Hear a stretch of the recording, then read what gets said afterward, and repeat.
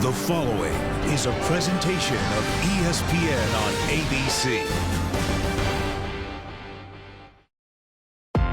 There's an unlocked door to bust through, and a Red River rival hell-bent on shutting it. With Kyler Murray in charge, Oklahoma has a chance at the college football playoff. But the Longhorns handed them their lone loss and playing spoiler.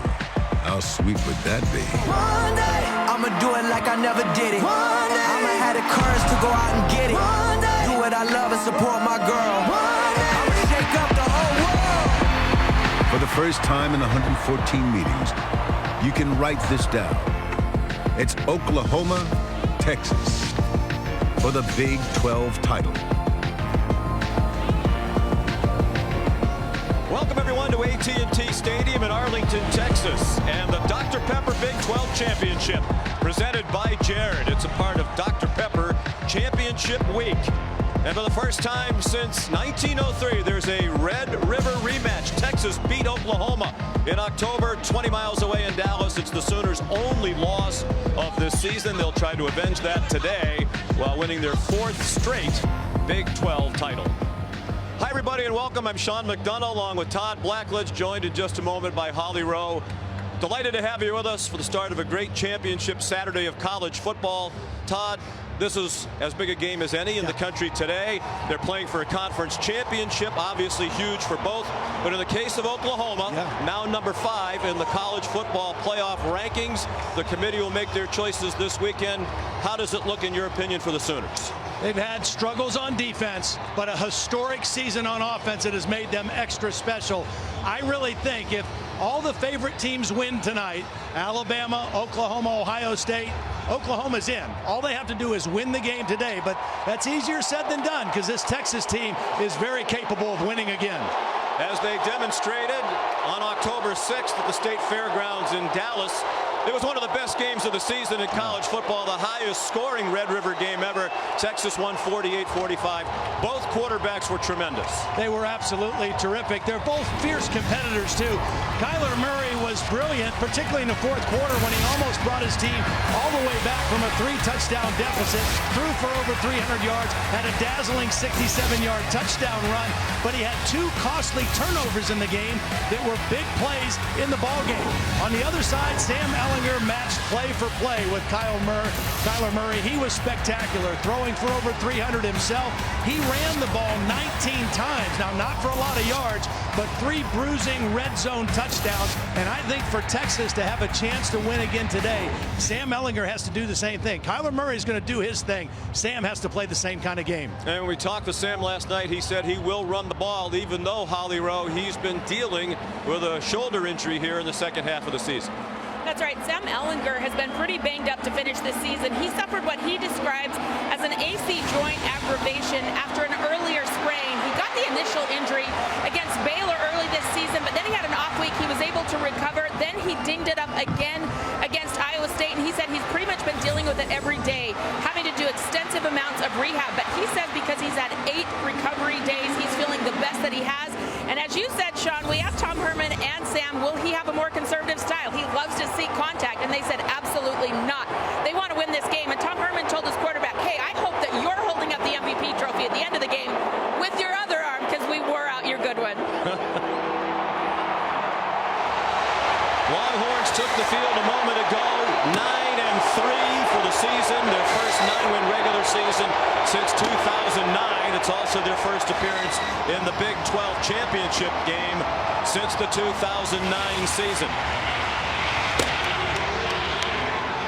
Hoping for their 4th Big 12 conference title.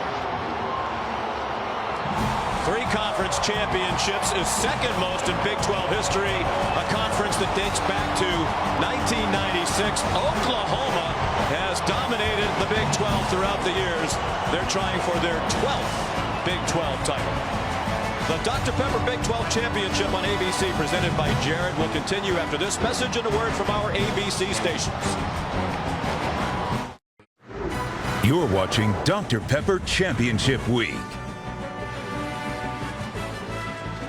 From beautiful AT&T Stadium in Arlington, Texas, First time since 1923 these teams have met outside of the State Fair in Dallas, site of the annual Red River Showdown.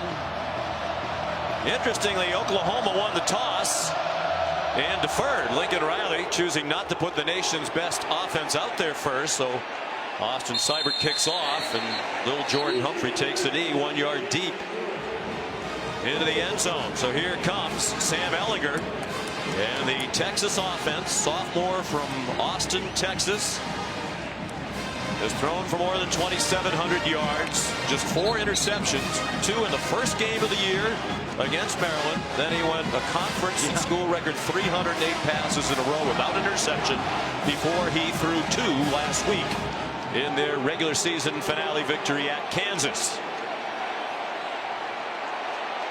Grew up dreaming of being the Texas quarterback.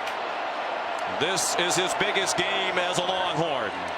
And he swings it out to little Jordan Humphrey, trying to weave through the traffic, and a nice tackle made by the corner, Trey Norwood. One of the things that Texas did very well in the first game was use their big receivers, little Jordan Humphrey and Colin Johnson, against these smaller corners for Oklahoma. Humphrey 6'4", Johnson is 6'6". They try the run with Trey Watson. And this Oklahoma defense, which has struggled mightily throughout the season, trying to make its point to the College Football Playoff Committee that they are national semifinal worthy. Those are the matchups you talked about, Todd. That could be a problem for Oklahoma. Yeah, the size advantage certainly favors, particularly on 50-50 type balls.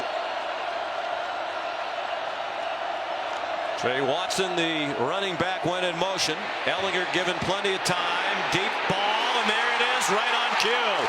6'6" Colin Johnson winning the 50-50 ball against 5'10" Trey Brown. He's in the slot. He gives a little in feint that really froze the defender, and then Sam throws it up for him. And that's what you do when you have that kind of a mismatch on the outside.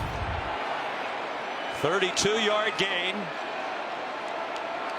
Oklahoma has given up at least 40 points in each of its last 4 games, and they've won all 4. The first team in the history of college football to do that.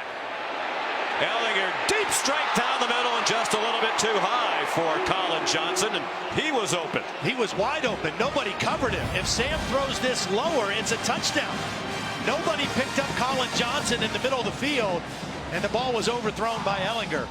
Oklahoma doing something interesting personnel-wise. They're playing with 3 linebackers on the field, trying to slow down the Texas running game. They left themselves very vulnerable to that throw. 2nd and 10, Texas. Normally, Oklahoma has played a lot of nickel defense. Ehlinger has a lot of flexibility at the line to change the play. He might have done it there. And that's another touchdown if he's accurate. He might be a little bit too amped up at the start of this title game. Little Jordan Humphrey was open. Well, watch right here. He's confused. He blitzes late. Nobody picks up little Jordan Humphrey, and 2 plays in a row. Major breakdowns in the Oklahoma secondary, but Texas not able to capitalize on. You're right, probably a little bit amped up. That ball just taking off on him, but boy, oh boy, 2 guys running down the middle of the defense, wide open in the first possession. 3rd down and 10. Ehlinger running out of time, on target there. Little Jordan Humphrey stumbles down, but with plenty. Enough for a first down at the 25-yard line of Oklahoma. Such a big body. I mean, little Jordan Humphrey is 6'4", 225 pounds. He's working on Norwood, and he just keeps him away from the football. Does a great job of shielding the defender from the ball and then gaining a couple extra yards after the catch, which he specializes in. Humphrey, their leading receiver for the year, now with 74 catches. He caught 9 for 138 in their regular season classic win against OU. Trey Watson up the middle for 9. Curtis Bolton made the tackle, 2nd leading tackler for the Sooners. Watch the block by the H-back right here.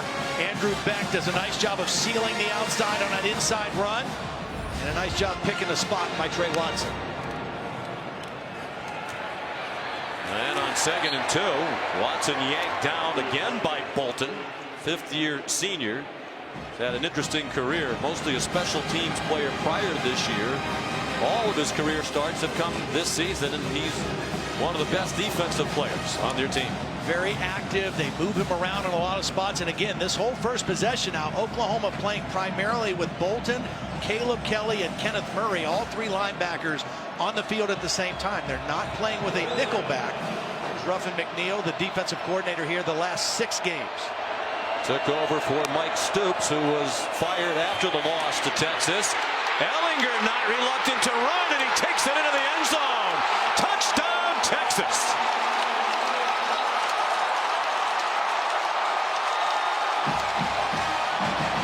This is where he is most dangerous, in red zone or short yardage. This is quarterback run all the way. Watch the tight end Brewer, the fullback, and the pulling guard. You have 3 blockers going right into the hole, and Ellinger on a quarterback design power run gets right in behind those 3 and takes it into the end zone. 3 touchdowns rushing against them the last time. Same kind of thing. 3rd and short, give it to him. We asked him, you're going to be concerned about running the ball with your shoulder such as he is. He said, not in this game.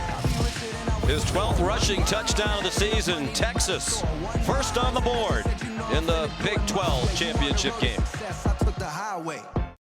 This season, Taco Bell is celebrating student sections, passionate fans like these Texas Longhorns by awarding the best student section of the year. You can go to ESPN.com/Taco Bell to see if your team made this week's rankings and to see how your school can compete. Well, interesting start to this game as Kyler Murray gets ready to go to work for Oklahoma. This was the 6th time this season the Sooners have won the opening toss. It's the first time they deferred. You wonder again why you wouldn't put the best offense in the country out there on the field with a good chance to take an early lead rather than a very poor defense with a good chance you're going to be behind, as they are when they get the ball for the first time. Well, the point I want to make here is Sam Ellinger, look what hand he's carrying the football in, his left hand. In that highlight that Holly showed before the game, the 2 plays against Baylor and Iowa State, when he got injured and re-aggravated it, he was carrying in his right hand. He's a right-handed quarterback. He's not going to slide, but that's a way of protecting his right shoulder. There's Kyler Murray. Chance to make a Heisman Trophy statement. One last one before the voters turn in their ballots this weekend. He handed it off to Trey Sermon, and a tough 9-yard run taken down by Caden Stearns, the defensive newcomer of the year in the Big 12. Oklahoma, everything they do starts with their running game. Kyler Murray has been spectacular, but this offensive line and their ability to run the football is what sets the table for everything he does. Big 12 Offensive Player of the Year, largely because of that skill, the ability to run away from people even when it looks like there's nowhere for him to go. Brandon Jones got him across the boundary, but it's an Oklahoma first down. Brandon Jones missed a few games with an ankle injury, had to come out of the Kansas game a week ago with a head injury. They are really happy to have him back because he is their best space tackler, and that's important against a guy like Kyler Murray. And some of these receivers and running backs who find themselves in open spaces. Oklahoma, the leading scoring team in the country, #1 in total offense, and right on target, Marquise Brown collared, and flags come down as a result of that tackle at the Texas 37-yard line. It was Chris Boyd, first team all Big 12 this year, the corner, who took him down. Reggie Smith is the referee leading this Big 12 officiating crew. Yeah, he's a Pittsburgh guy. Talked to him a little bit before the game. He was as excited to do the game as we are. Well, it's an honor. Personal foul, face mask, defense number 2. 15-yard penalty will be added to the end of the run. First down. Watch Kyler Murray use his eyes to move the safety, Caden Stearns. He looks to the left, moves the safety, then throws back to the other side to Marquise Brown, who had beaten Chris Boyd in coverage. Beautiful work with his eyes that time by Kyler Murray, and there's the penalty at the end of the catch, and Oklahoma in great field position at the 22. averaging 8.9 yards per play this year. That would shatter the single season FBS record if they finish the season at that number. Some confusion along the offensive line as Murray was trying to communicate with the big fellas up front. That was their first time out of the half. With 10:05 to go in the first quarter. The 2018 Dr. Pepper Big 12 Football Championship, presented by Jared on ABC, is brought to you by Ice Cold Dr. Pepper, the official drink of Fansville, and Jared, dare to be devoted.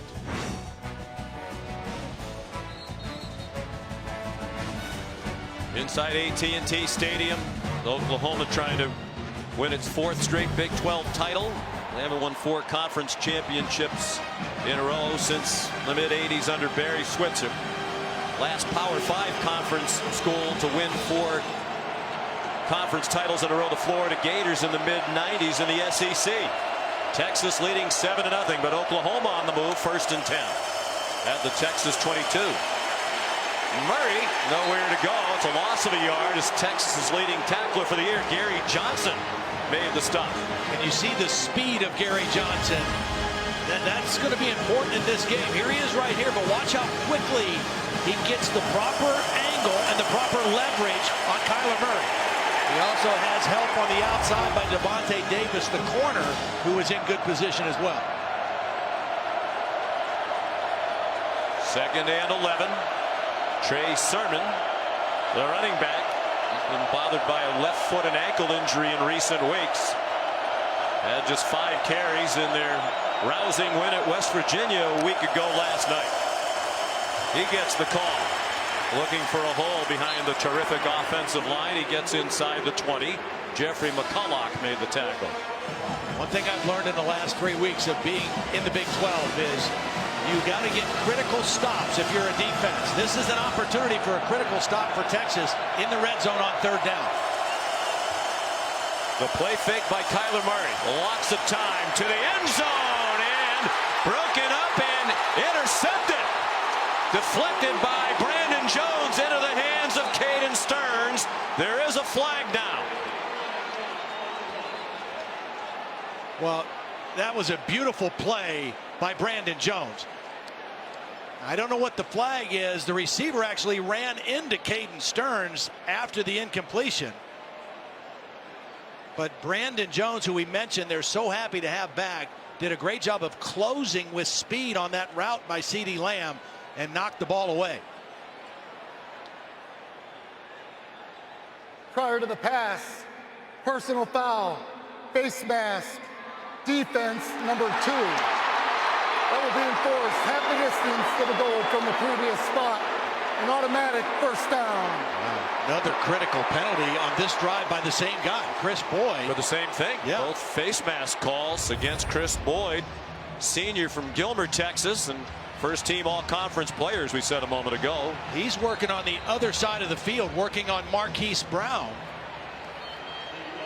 There he is at the top of the screen in coverage on Marquise Brown, and as he was feeling himself getting beat, reached that left hand up and got a hold of the face mask. So a bonus for Oklahoma and a new set of downs on the 10-yard line. Tom Herman, the Texas head coach. Ongoing conversation among the officials. The result of the previous play was an interception. The previous play is under further review.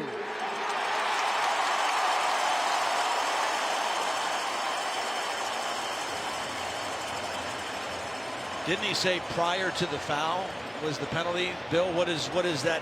How does that shake out? If the penalty occurred prior to the interception, which apparently it did, then the offense gets to keep the ball half the distance to the goal with the automatic 1st down. Replay has to be reviewing something else on the play. I did not see anything that looked like targeting. Well, so it doesn't matter if it's an interception or not because Oklahoma's going to have the ball, right? That's correct. So why are they wasting the time to look at this? Well, we're going to find out in a second what the review is for, but right now I'm perplexed on the stoppage. Well, Lincoln Riley clearly is too. David Alvarez standby official on his sideline. I'm perplexed, and it sounds like our rules expert Bill Lamagnier is too, at least for the moment. Well, After further review, the ruling on the field stands. It's first down. Goal. Which it would have been anyway.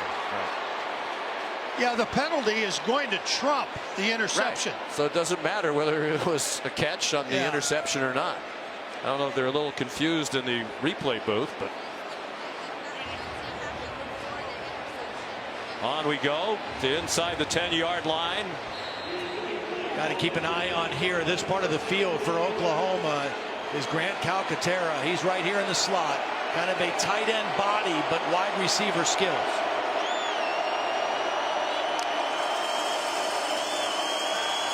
Murray, after the fake to Sermon, directing traffic, fires too high, looking for Grant Calcaterra along the back line to the end zone. That was good coverage downfield by Texas. Kyler Murray wasn't able to go anywhere quickly with the football and was trying to get the ball late to Calcaterra. Good coverage on first down. As you said, Todd, so hard to get stops against Oklahoma. They got one. Yeah. And the penalty has given them 4 more downs. And usually when you give this man and his talented cast around him that many opportunities, they will cash in.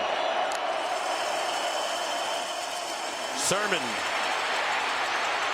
stays on his feet and lunges for the goal line. They're going to mark him down just short.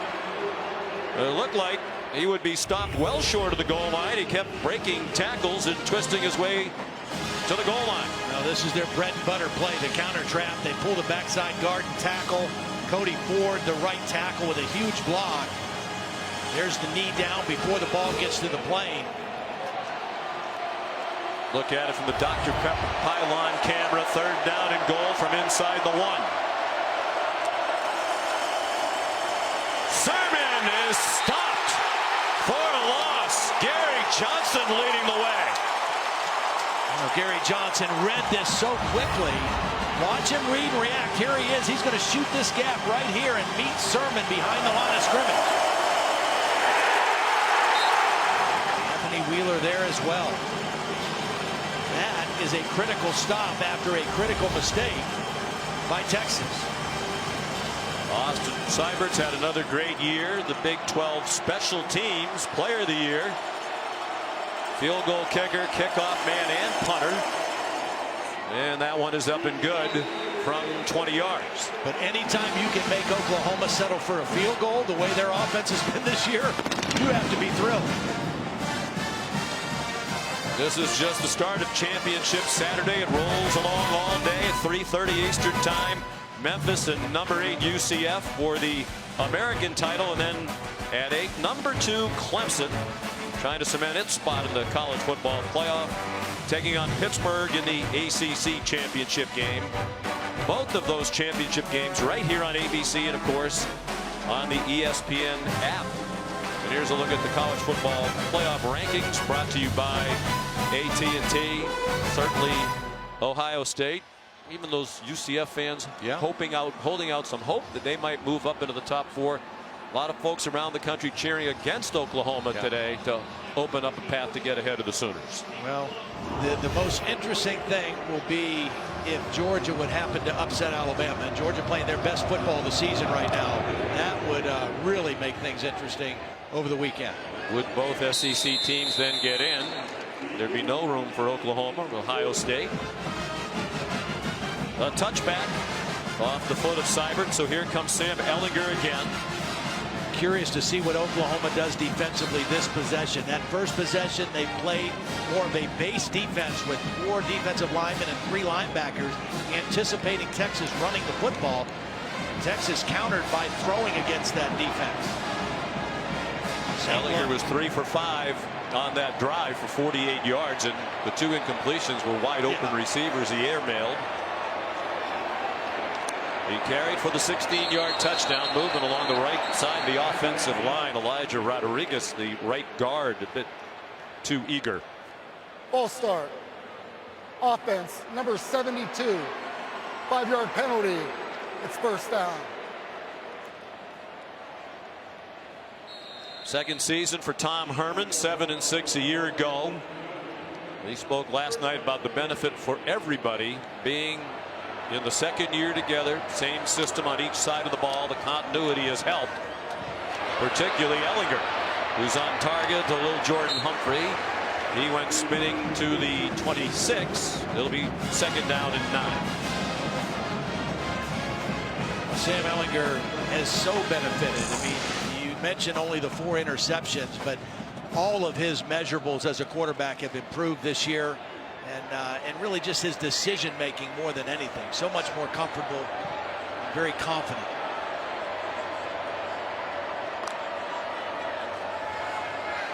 Seven minutes to go in the quarter. Ellinger on target, first down. Devin Duvernay tackled by Kenneth Murray, Oklahoma's leading tackle man for the year. Beautiful protection. Watch the time that Sam has to just stay in there comfortably, survey the field. Duvernay, kind of the forgotten guy, the slot receiver, but the fastest of this Texas receiving corps. State champ in the 100 meters here in Texas in high school. He ran a 10.27 100 meters. Pass. Yes, it was a lateral and a throw by Keontae Ingram, and Colin Johnson was well covered by Trey Norwood. Good discipline by the Sooner defense that time. Norwood in good position. They had 2 eligible receivers. They were both covered. My question would be, when you're getting yardage the conventional way on just about every play, why do you need to go into the bag of tricks right now? Sometimes you outcoach yourself, you know. Tim Beck, offensive coordinator. Been with Tom Herman for a few years. Was at Ohio State, at Nebraska before that. Well-respected offensive coordinator, one of the truly good guys in the business as well. Ingram chopped down along the near sideline by Caleb Kelly. Excellent tackle by Caleb Kelly. He had a breakout game last week at West Virginia that we saw. It was his first start, and he had 14 tackles. He returned one of the fumbles for a touchdown. That was a heck of a play there on 2nd and long. Those 14 tackles last week against the Mountaineers, a career high for the junior from Fresno, California. They blitz him on occasion. The Sooners are crowding the line, but rush just 3. With others hanging around, Ellinger in trouble. Got back across the line, and that's all. Well, they only dropped 3, but they had Bolton kind of as a spy. Now, he's not going to rush. He's going to sit right back here and watch Ellinger. They only rush 3, and when Sam starts to leave the pocket, Bolton is there to kind of wrap him up. There's a good critical stop for the Oklahoma defense. Ryan Buchevsky, freshman from Sydney, Australia. The cousin of the great punter Michael Dixon, 3-year starter in Texas, who left a year early and is now with the Seattle Seahawks. And that's a shank. Buchevsky had a rough start to the year. He'd been much better in the second half, but that was reminiscent of the early part of the year. Going to mark it at the 35-yard line.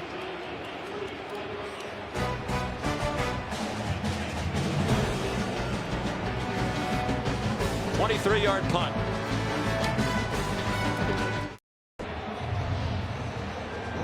The Dr. Pepper Big 12 Championship presented by Jared. Texas leading Oklahoma with 5 minutes to go in the first quarter at 7-3. Time for today's Aflac Game Fact. A win today would mark Oklahoma's 4th straight Big 12 championship. The last Power 5 program to win 4 straight conference titles, Florida, 93-96. Kyler Murray out throwing to the speedy Marquise Brown, and he's ahead to the 41, a gain of 6. We talked about this Oklahoma offense. The numbers that they have put up this year have been absolutely staggering. Lincoln Riley had the Heisman winner in the first pick in the draft last year. Baker Mayfield, even better numbers this year. Historically good numbers. Murray deep for single coverage, and it's incomplete. Marquise Brown got his hands on it. Caden Stearns, the freshman safety, had the coverage. Looked like he had his hands on Brown for a bit, but no flags and a long incompletion. Yeah, I think Caden Stearns got away with it there. Tugged on the back of the jersey a little bit. Marquise Brown ran by the freshman safety, and right there, I didn't get much of the jersey. Beautiful throw, though, nonetheless, by Kyler Murray, and they will threaten you deep if you leave single coverage, particularly a safety guarding a wide receiver like Marquise Brown. So here's 3rd down and 4, and the Sooners spread the field. Wow, another timeout. Lincoln Riley, a little confusion on this 3rd down play. Calls their 2nd timeout of the half. Lincoln Riley is the play caller for the Sooners. Earlier this week, Rob Mullins, the college football playoff chair, talking about Oklahoma's historic offense, and he wasn't making it up. They're averaging 8.9 yards per play. The record is 8.6 by Hawaii back in 2006. 300 yards rushing and passing in a game 5 times this season. They've done that 6 times in the history of the program prior to this year. Murray on 3rd down and 4 connects with Miles Tees for a 1st down to the 50-yard line. They're the only team in the country, Todd, with more than 30 rushing touchdowns and passing touchdowns, and they nearly have 40 of each, and 8 straight games with 45 points is also the FBS record. Yeah, it's been unbelievable, and Kyler Murray's ability to run has just taken them to a different level this year.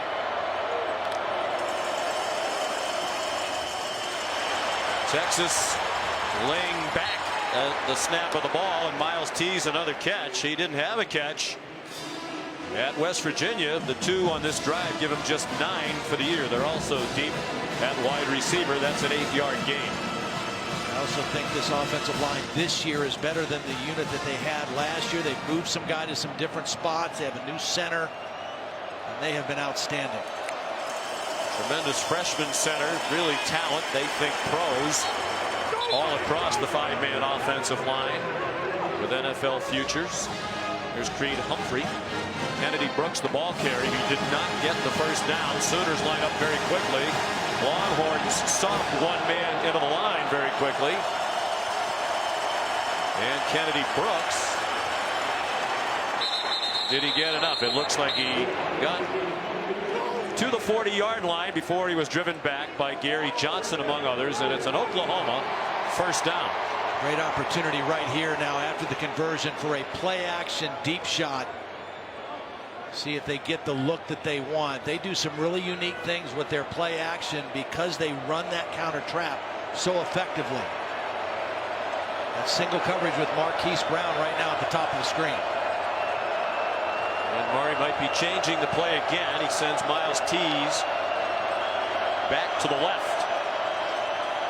Play clock at 3. And a fake to Kennedy Brooks, and a deep throw, single coverage. Boyd with contact again. That's going to be his 3rd penalty off the opening quarter as he tried to run with Marquise Brown. Well, there is nothing that Chris Boyd could do on this one. The first 2 penalties, he made the mistake. This ball was a little bit underthrown. Pass interference, defense number 2. That's a 15-yard penalty from the previous spot. Automatic 1st down. As Marquise Brown slowed down, Chris Boyd just couldn't put the brakes on and ran into him. It's the right call, but really unavoidable for Chris Boyd. But they went after him. Kyler Murray changed the play at the line of scrimmage when he saw that single coverage outside. And you're lucky if you catch Marquise Brown when he slows down. He doesn't slow down very often. Junior out of Hollywood, Florida, nicknamed Hollywood. Here's Kennedy Brooks, one of the most productive running backs in the country in recent weeks. He was number 5 on the depth chart at the start of the year, but injuries moved him up to number 1. And he's piled up a lot of yards, at least 165 on the ground in each of the last 3 games, running through a lot of big holes. Yeah, and I really think it was interesting the way that Tom Herman described it, talking about Oklahoma's offensive line. Said they're so good, it's kind of been plug and play for Oklahoma at tailback. Well, they lost Rodney Anderson in the second game against UCLA. He was their starter and a great back. But this unit up front has been so solid that they've been able to play with a lot of different people back at that tailback position and be very productive. Under 2 minutes to go in the quarter. They again run the play clock all the way down. Here comes pressure after Murray, and he throws it away. Anthony Wheeler came on a blitz. Todd Orlando, the defensive coordinator for Texas, said you can't just let him stand back there all day. You have to mix it up and come after him every now and then. They forced him out of the pocket, and then McCulloch did a great job of pinning him on the sideline and not letting him turn the corner and getting upfield. Here's Todd Orlando, former linebacker himself at Wisconsin. He came sprinting onto the field before the game. I mean, I had to get out of his way. He was sprinting hard. He had his game face on well before this one kicked off. He had it on last night in our meetings. 3rd down and 7 and a Texas timeout. Texas calls their first timeout of the half. 30 seconds.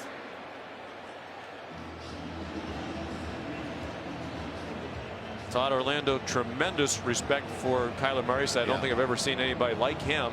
And also for Lincoln Riley. He said he's as good a play caller as there is, and he admires greatly the Oklahoma offensive system designed by Lincoln Riley.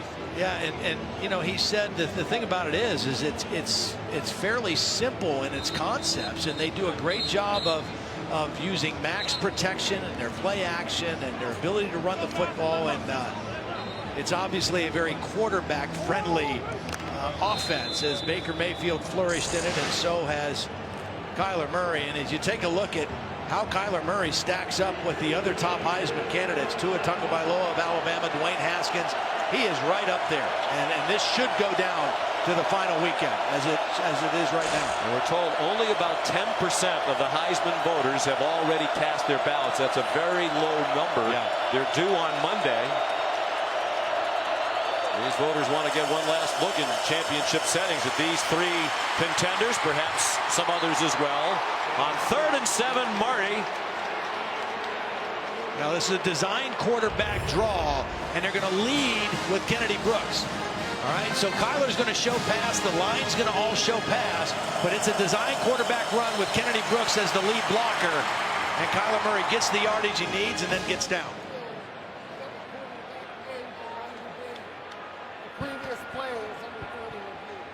I guess there's some question about whether he got to the line to gain. They're going to take a look at it. The ruling on the field is that the quarterback slid after he made the line to gain. That spot is under further review. So that's where the slide is initiated, I think. Where they'll mark this down. Once you start into the slide, that's where they mark you down. That's a first down. He's clearly past it. You can see the yard marker. The yard to gain was right directly on the 15-yard line. They marked the ball on the 14.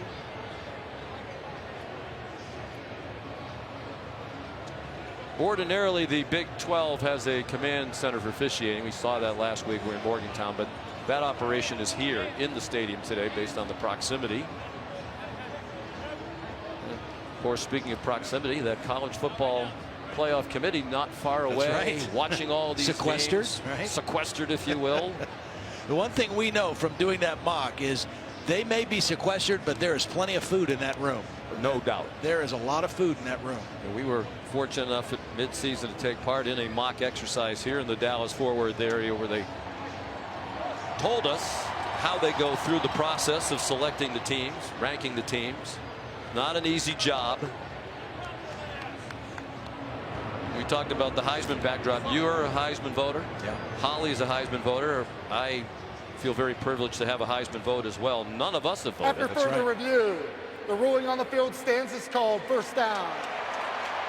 Sean, and every voter has their own criteria. For me, one of the biggest things I want to see is how do these guys play in the biggest games of the year? And the biggest games started last week and they continue this week. So I want to see all three of those guys that were on that graphic. I want to see them play in these big games down the stretch. I think there are some years when you get to this time of year where the person who's going to win it is pretty clearly established, at least in the minds of many. But the low vote total already cast is indicative that most of these voters want to see more from the leading contenders. Kennedy Brooks. Well, we are approaching the end of the first quarter, and Oklahoma only has 86 yards of offense. And so if you could have told Todd Orlando in the first quarter you're going to hold them to 86 yards and only 3 points, you would have taken that in a heartbeat, because nobody has slowed down this Oklahoma offense, and Texas is holding their own right now. 8.9 for the season per play for Oklahoma. We should point out Texas held them to 6.9, which really doesn't sound like held them to, but 6.9 was the fewest yards per play Oklahoma had in a game, and that was in the loss to Texas, although they scored 45 points in that loss. They had to use their last timeout because Kyler Murray let the play clock run down. Lincoln Riley is livid. He's used all 3 timeouts in the first quarter. 30 seconds. You know, the last time he used the timeout, he thought the officials did not reset the play clock. This time he's upset with his quarterback because that's something that Kyler Murray has to take control of on the field. They have used all 3 timeouts in the first 15 minutes of play. Let's send you down to the field. Here's Holly Rowe. Well, guys, of course, Oklahoma was in this Big 12 championship game last year, but Kyler Murray is new to this stage. He's performed well on a big stage all year, but when I talked to Lincoln Riley of Oklahoma before the game, he said, you know, the words I've said to Kyler are be yourself. You can't try to do too much. You know, there's been back and forth shots across the bow all week with he and Ellinger and this Texas team, so he wants him to settle down and be himself, but we're seeing them just not be on the same page right now, just not getting the play calls in, confusion at the line. They've got to settle down and be himself because he's been pretty good. Well, he's used to playing in big games. Kyler Murray in this stadium, been well chronicled. He was 43-0 as a high school quarterback in Allen, Texas, nearby. Won 3 straight titles. All those championship games were here. Will they extend their streak of touchdowns in the first quarter? Doesn't look like it. Kennedy Brooks driven back by Brecken Hager. He's been one of those players most vocal in some of the conversation back and forth around this rivalry. This is the end. But he was made to apologize for making the comment that Oklahoma, in a sense, wasn't very good. The Dr. Pepper Big 12 Championship on ABC, presented by Jared, will continue after this message and a word from our ABC stations.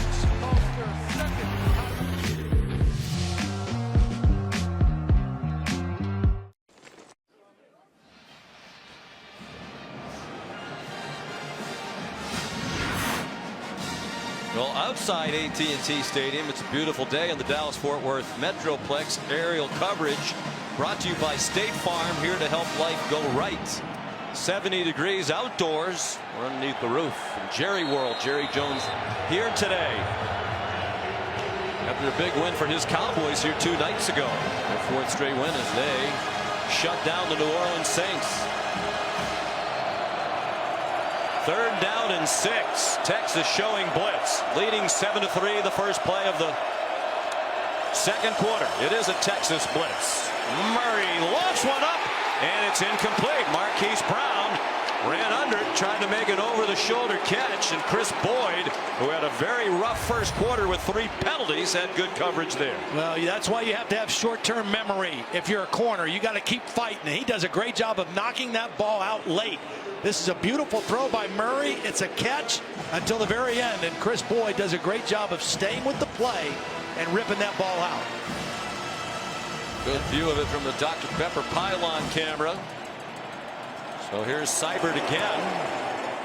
Already connected from short range, and this one's from 27.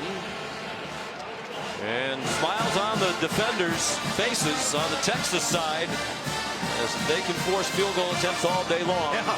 They could be in line for the biggest win that this group of Texas players has had in a conference title game for the first time since 2009. The best thing they're doing right now is they are stopping the Oklahoma run game. Oklahoma has 40 yards on 12 carries. That's a little over 3 yards a carry coming into the game.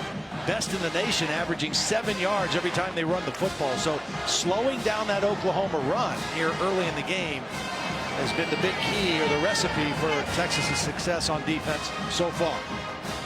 We mentioned their first appearance in the title game since 2009. We should point out there was no Big 12 championship game from 2011 through 2016. They brought it back a year ago, won by Oklahoma. Started back in 1996. Texas has won 3 of them. Touchback kicked by Austin Seibert. Well, we won't have to wait long to find out who's in tomorrow. The exclusive reveal of the college football playoff semifinal matchups. They'll be in the Capital One Orange Bowl and the Goodyear Cotton Bowl to be played on Saturday, December 29th. The Cotton Bowl Classic will be here. Reese and the guys will unveil the final top 25, but everybody wants to know about the top 4. And is Oklahoma better than Ohio State? One of the big debates. Yeah, I think their strength of schedule is a little bit better. I think it comes down to also Ohio State maybe had a better win. Ellinger going deep on first down. The catch made by Colin Johnson. There was contact. The question is, did he push off? That's what it looked like from here. And that's what Parnell Motley is saying to the officiating crew, led by head linesman there, Mike Moeller. Yeah, Colin Johnson slowed down initially. Pass interference, defense, number 11. The penalty is declined. Same kind of play that Boyd got called for interference on. Watch Colin Johnson slow down at the end of this route. And when he slows down, Motley makes contact. I think that's a no call myself. I don't know that you need to call pass interference on that play. There was contact. To me, it looked like it was the right arm of Colin Johnson that initiated it. Ellinger, after the 31-yard pass play, runs ahead for 6. He's inside the 40 to the Oklahoma 38, taken down by Neville Gallimore and Kenneth Murray. Now, his ability as a runner the last 2 years against Oklahoma has been huge. 19 carries in October and 22 carries the year before in the Red River game.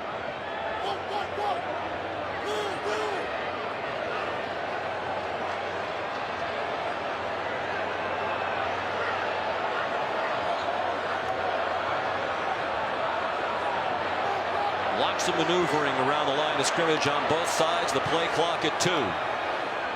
Ellinger, plenty of time, single coverage. Johnson with Parnell Motley riding him the whole way.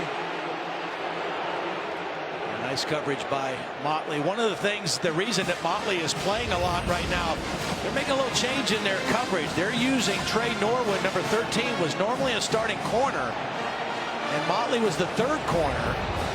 Motley's a little bit bigger at 6 foot, 177 pounds, and Trey Norwood is playing more safety with Motley at the corner. 3rd down and 4. An Oklahoma blitz and an incomplete pass. Big hit delivered by Trey Brown to knock it out of the hands of Trey Watson. Really nice play by Trey Brown. He was in perfect position. They're trying to get a little rub play and get the back out clean, but it wasn't man-to-man coverage. So that's why Trey Brown was able to stay in his position and make the play. Well, Tom Herman told us last night we're going to have to outscore Oklahoma. It's not likely to be a low-scoring game. So at least for the moment, he's going for it on 4th down and 4 at the 38-yard line, leading 7-6 early in the 2nd quarter with 4 wide receivers. Ellinger, 1st down and more. Colin Johnson able to turn after the catch and make his way down to the 13-yard line. A gain of 24. This is poorly played by Motley. Watch Motley just take a bad angle after the catch. He runs underneath the route, and that enables Colin Johnson to add about 12 more yards to this short completion. Nice pitch and catch with Ellinger and Colin Johnson, but poorly played by Motley on the corner. He marked the ball back at the 15. 23-yard gain and a big start for Johnson. Ellinger, lots of running room. Out of bounds.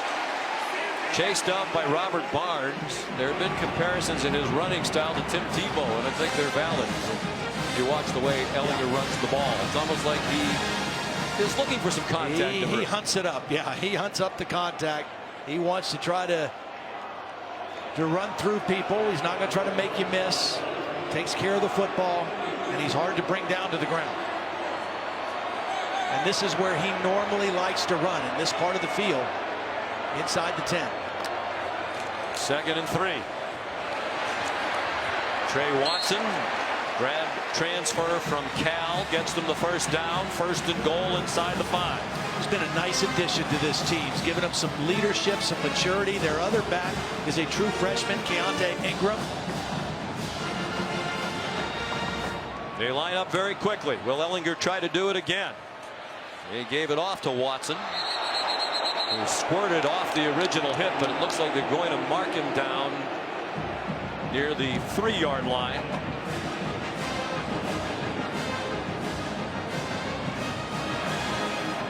Unaccustomed position for Oklahoma.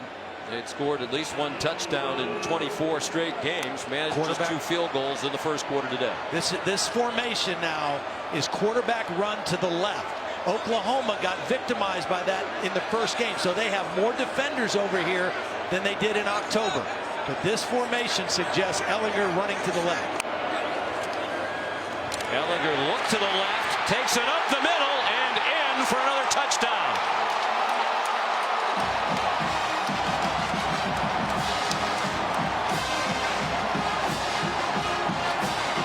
What a brilliant counter move by Tim Beck. Instead of running left, let's run counter, quarterback counter to the right. They've got a weakness there, and Ellinger with another touchdown run for the Longhorns. Beautiful counter to the adjustment Oklahoma's defense made.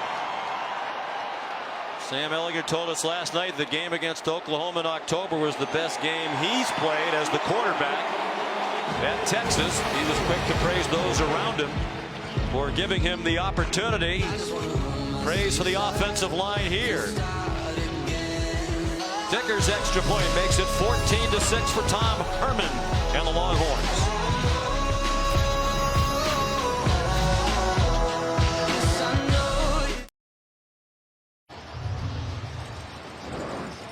Tim Beck, the offensive coordinator for Texas, told us last night Sam Ellinger believes he was born and put on this earth to be the quarterback at the University of Texas. It's clear that he cherishes this opportunity to play this position in this program, and he's playing it exceedingly well. Yeah, and we asked him about his shoulder. Are you concerned? He said, not in this game. Not in a game like this. Cameron Dicker's kickoff, fair catch, Trey Brown. Here's Matt Berry back in the studio. Sean checking in now for the All-State Mayhem moment. Akron in South Carolina. Snap goes over the Zips' head into the end zone. Deebo Samuel recovers. All cocky right now. 21-3 in Columbia.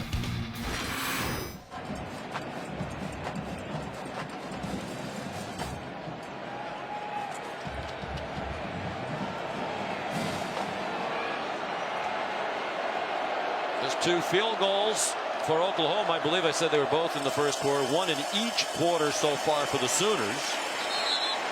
The 3 points in the first quarter, their season low. The previous have been 7, done 3 times this year. Trey Sermon ahead for Lincoln Riley for a yard or 2, and that's all on first down. Well, I really think Lincoln's going to have to start airing it out a little bit. Texas is really getting a lot of bodies around the running game, doing a great job of negating any decent runs here early in the ball game.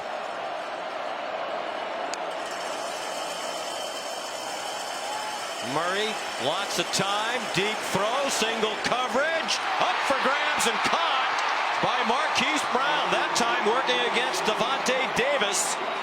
A 46-yard gain for Oklahoma. This is kind of quarters coverage, so it ends up being single coverage outside.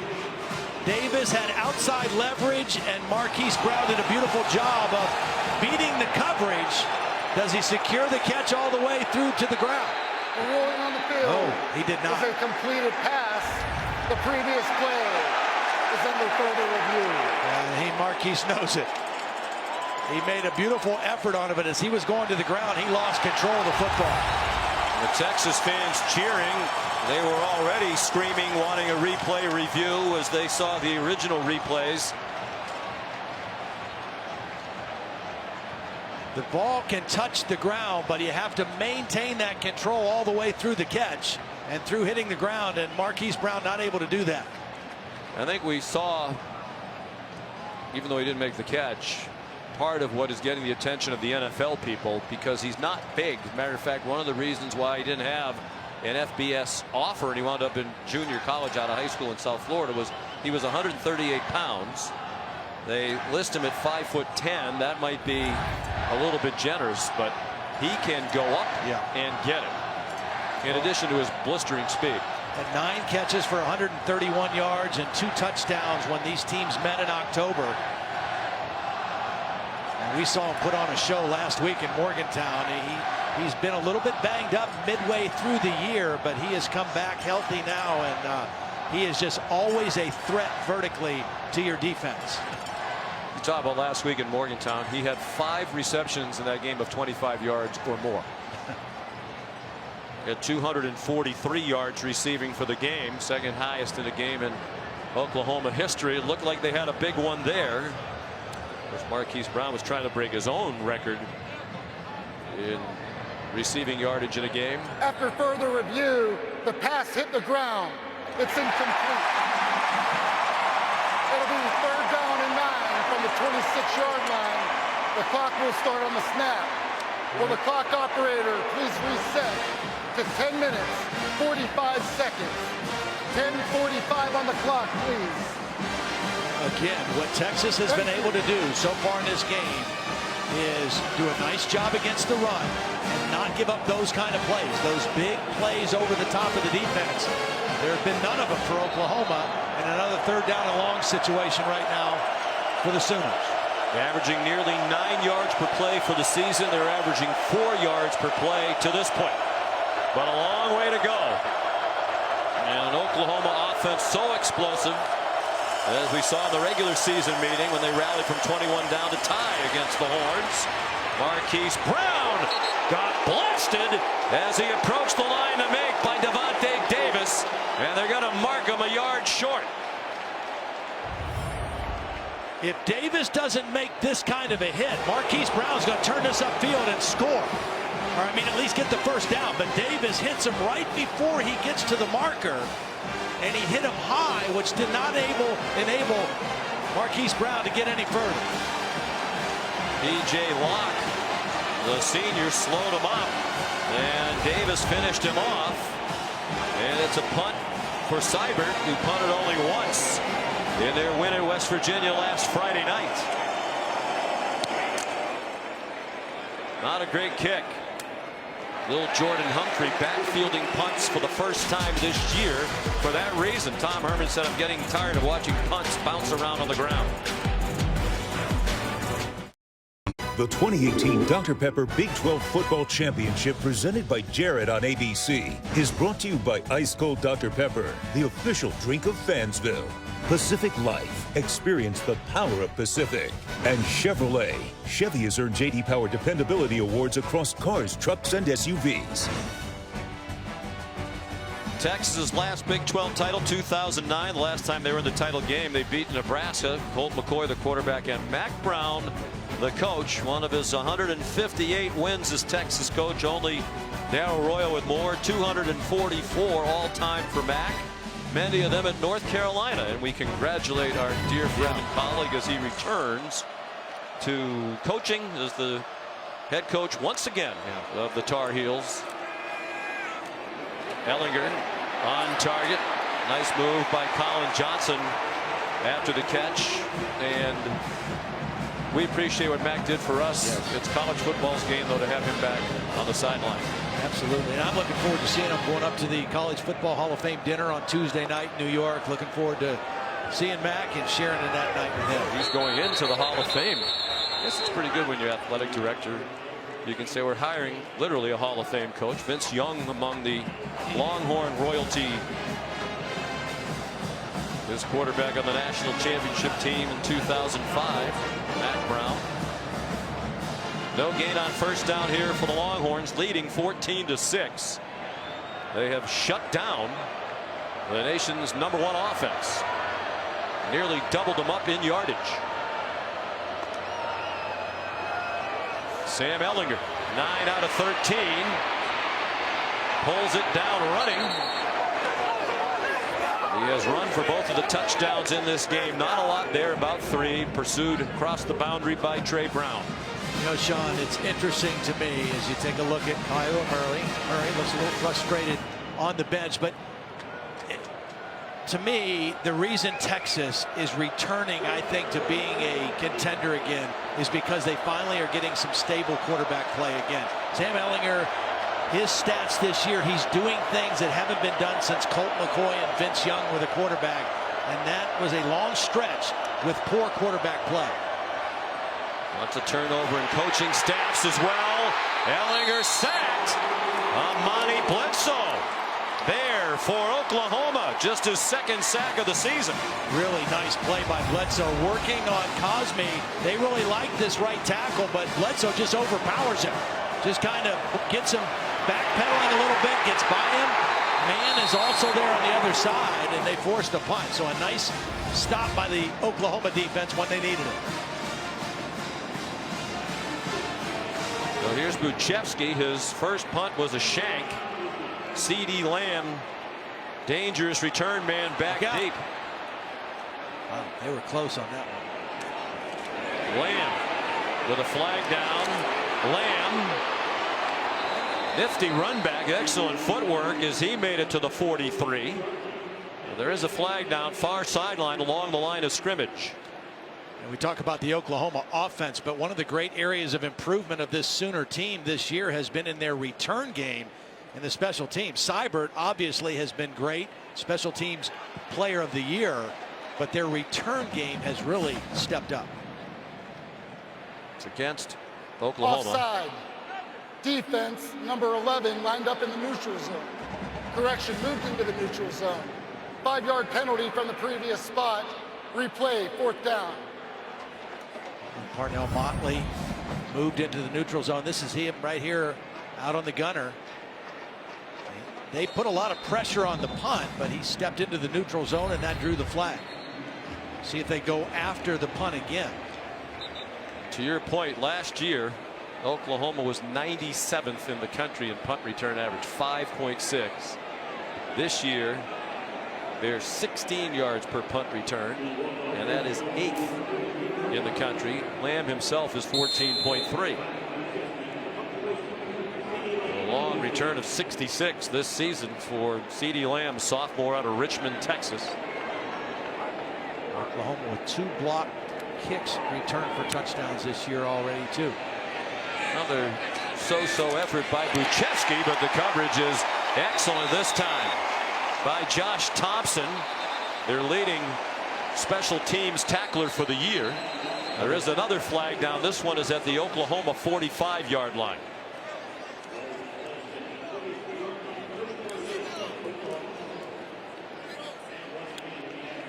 The line judge Frank LeBlanc indicating it is a hold against Oklahoma. Well, after that sack, Oklahoma looked to be able to get decent field position, but now after a couple penalties, they're going to be backed up. During the kick, holding receiving team number 87. That will be enforced 10 yards from the end of the kick. 1st down. Miles Tees called for the hold. Take a look as they're going on the right side. I think right there. They're holding P.J. Locke, number 11. There it is, the takedown. And again, what started out looking like Oklahoma would have really good field position, now they're backed up inside the 15. Give the Texas defense credit, well coached, and they're executing very well as well. They've held Oklahoma to 96 yards of offense. And we're midway through the 2nd quarter. Murray has a man open. C.D. Lamb. Caden Stearns finally got him out of big play for OU to the 41-yard line of Texas. Watch C.D. Lamb at the top of your screen on the right side. He's going to fake like he's getting a quick throw, and then he runs by the freshman safety, Caden Stern. He kind of set him up, and Kyler Murray led him perfectly for the big play. So concerned as a defender, Murray is going to turn the corner and run it. Trey Sermon did well to stay on his feet for a moment, and he got driven back after a 5-yard gain. And the Texas defense saw that in the regular season meeting. Murray, as Todd Orlando said, ran by our entire defense on a 67-yard touchdown run. They know how fast he is. 3-man rush. Now they send a fourth after him, and that pays off. Anthony Wheeler again for the Longhorns. Yeah, watch Anthony Wheeler, the work he does on this play. Now here he is. He's not rushing the quarterback, but he's got eyes on the quarterback. So he's just trying to stay in a position to mirror with Murray, and takes a beautiful angle to the sideline and forces him out after a short gain. That is not easy to do, because if you take at all a bad angle, Kyler Murray's going to turn the corner on him. Senior from Dallas, Anthony Wheeler, their second leading tackler for the year, one of their 5 team captains. Under 6.5 to go till halftime. 3rd down and 8. Probably 4-down territory if they need it. We'll see, because there's Carson Meyer. Taken down by Gary Johnson, 1.5 yards short of the first down. They are in long field goal range, but Lincoln Riley is calling a play. Nice job by Meyer, just kind of finding a soft spot in that zone defense and bringing up the 4th down play. You want the ball in number 1's hands here on this kind of a yardage situation. Give him a run pass option on 4th and short. Trey Sermon and Kennedy Brooks, the running back on either hip. It's Brooks on Murray's right. And it's Sermon. A first down and much more as he slid through inside the 28-yard line. I actually think they got away with a little movement right here early by Cody Ford before the snap. Got away with it, no flag. Nice lead block by Kennedy Brooks, and a first down for Oklahoma.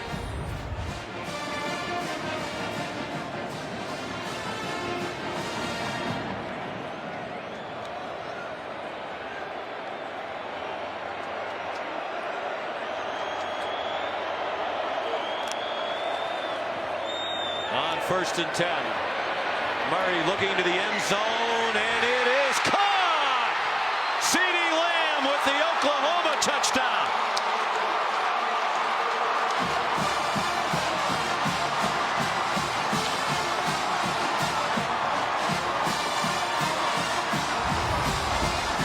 CeeDee Lamb's in the slot. He's running the deep post. Kyler Murray looking right first. Then he comes back. He's got single coverage, and he runs by Brandon Jones, the safety. Caden Stern's the other safety, not there to help. Beautiful read by Kyler Murray, and laid that ball out perfectly for Lamb. Ruling on the 28 yards. No question about possession. Clean catch by CeeDee Lamb, his 10th receiving touchdown of the season.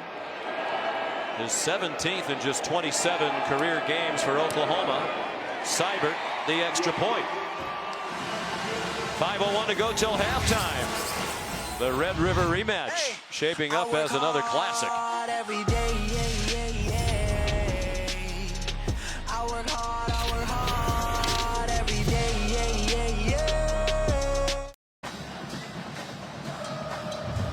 Kyler Murray and Oklahoma Sooners their first touchdown of the game to make it a 1-point game. 5:01 away from the Capital One halftime report. Kevin Nagandi, Donovan Vilma, and Jim Mora. Big shoes to fill for Coach Mora, stepping in for Mack Brown. Austin Seibert, touchback machine. And no chance for return. 4 kickoffs and 4 touchbacks for the senior from Belleville, Illinois. Take a look at the touchdown again. Here's CeeDee Lamb. He's going to run the post on Brandon Jones. But what I want you to watch is Kyler Murray is going to use his eyes and fake looking that way a little bit, and watch the safety, the freshman Caden Stearns, is going to move towards that back a little bit. And as soon as he did that, he was not able to get back and help on the deep throw to CeeDee Lamb. Just that little bit of movement by Kyler Murray with the eyes, moved the safety and opened up that deep throw to CeeDee Lamb. Sam Ehlinger. And the Longhorns now with a 1-point lead. Trey Watson, the running back, and whistles stop the play for a flag. I don't think they got the play off. Delay of game. Offense. That is a 5-yard penalty. That's the ultimate mental error. You come off the sideline to start a new possession and you don't get a play snapped before the play clock. That's 100% on the quarterback, and you just can't afford those negative kind of plays like that in a game like this.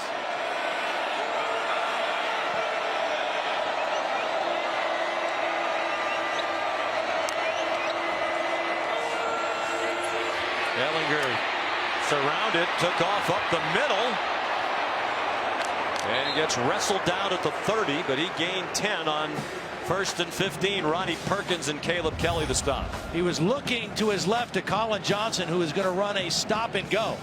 It's not there, and then he had to make a quick decision to run. Picked up a nice block by Trey Watson, and you just see the strength. I mean, he's just a difficult guy to bring down when he gets going north and south.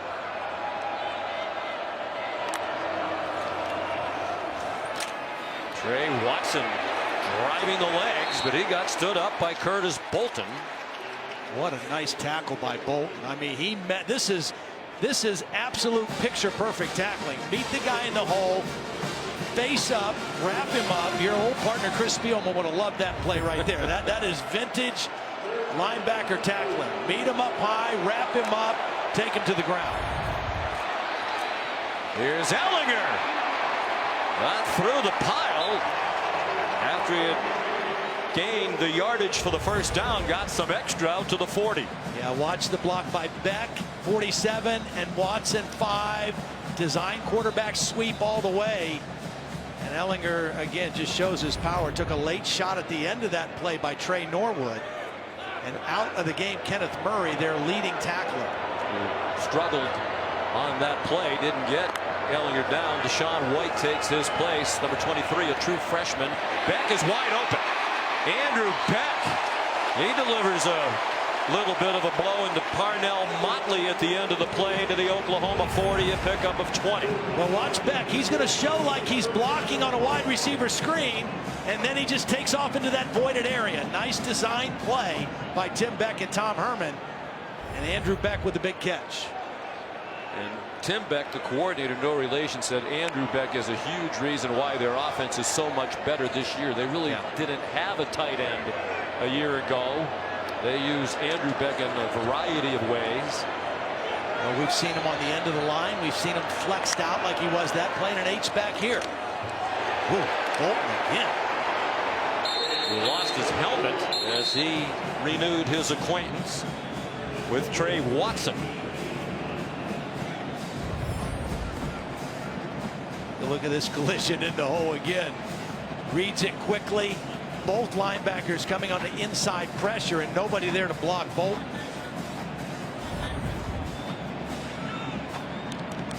I think Texas would be wise here, Todd, to run the clock. Yeah. They still have 12 more seconds. They know how quickly Oklahoma can score. This is just second down. Ideally, Tom Herman would want to score with as little time left as possible. Flag down. Ehlinger, that looked like a push off. Colin Johnson, it's a touchdown, at least for the moment. Sooners irate that there wasn't a flag for a push off, and perhaps there was. There is one down in the end zone. There's also one back near the line of scrimmage on the far sideline.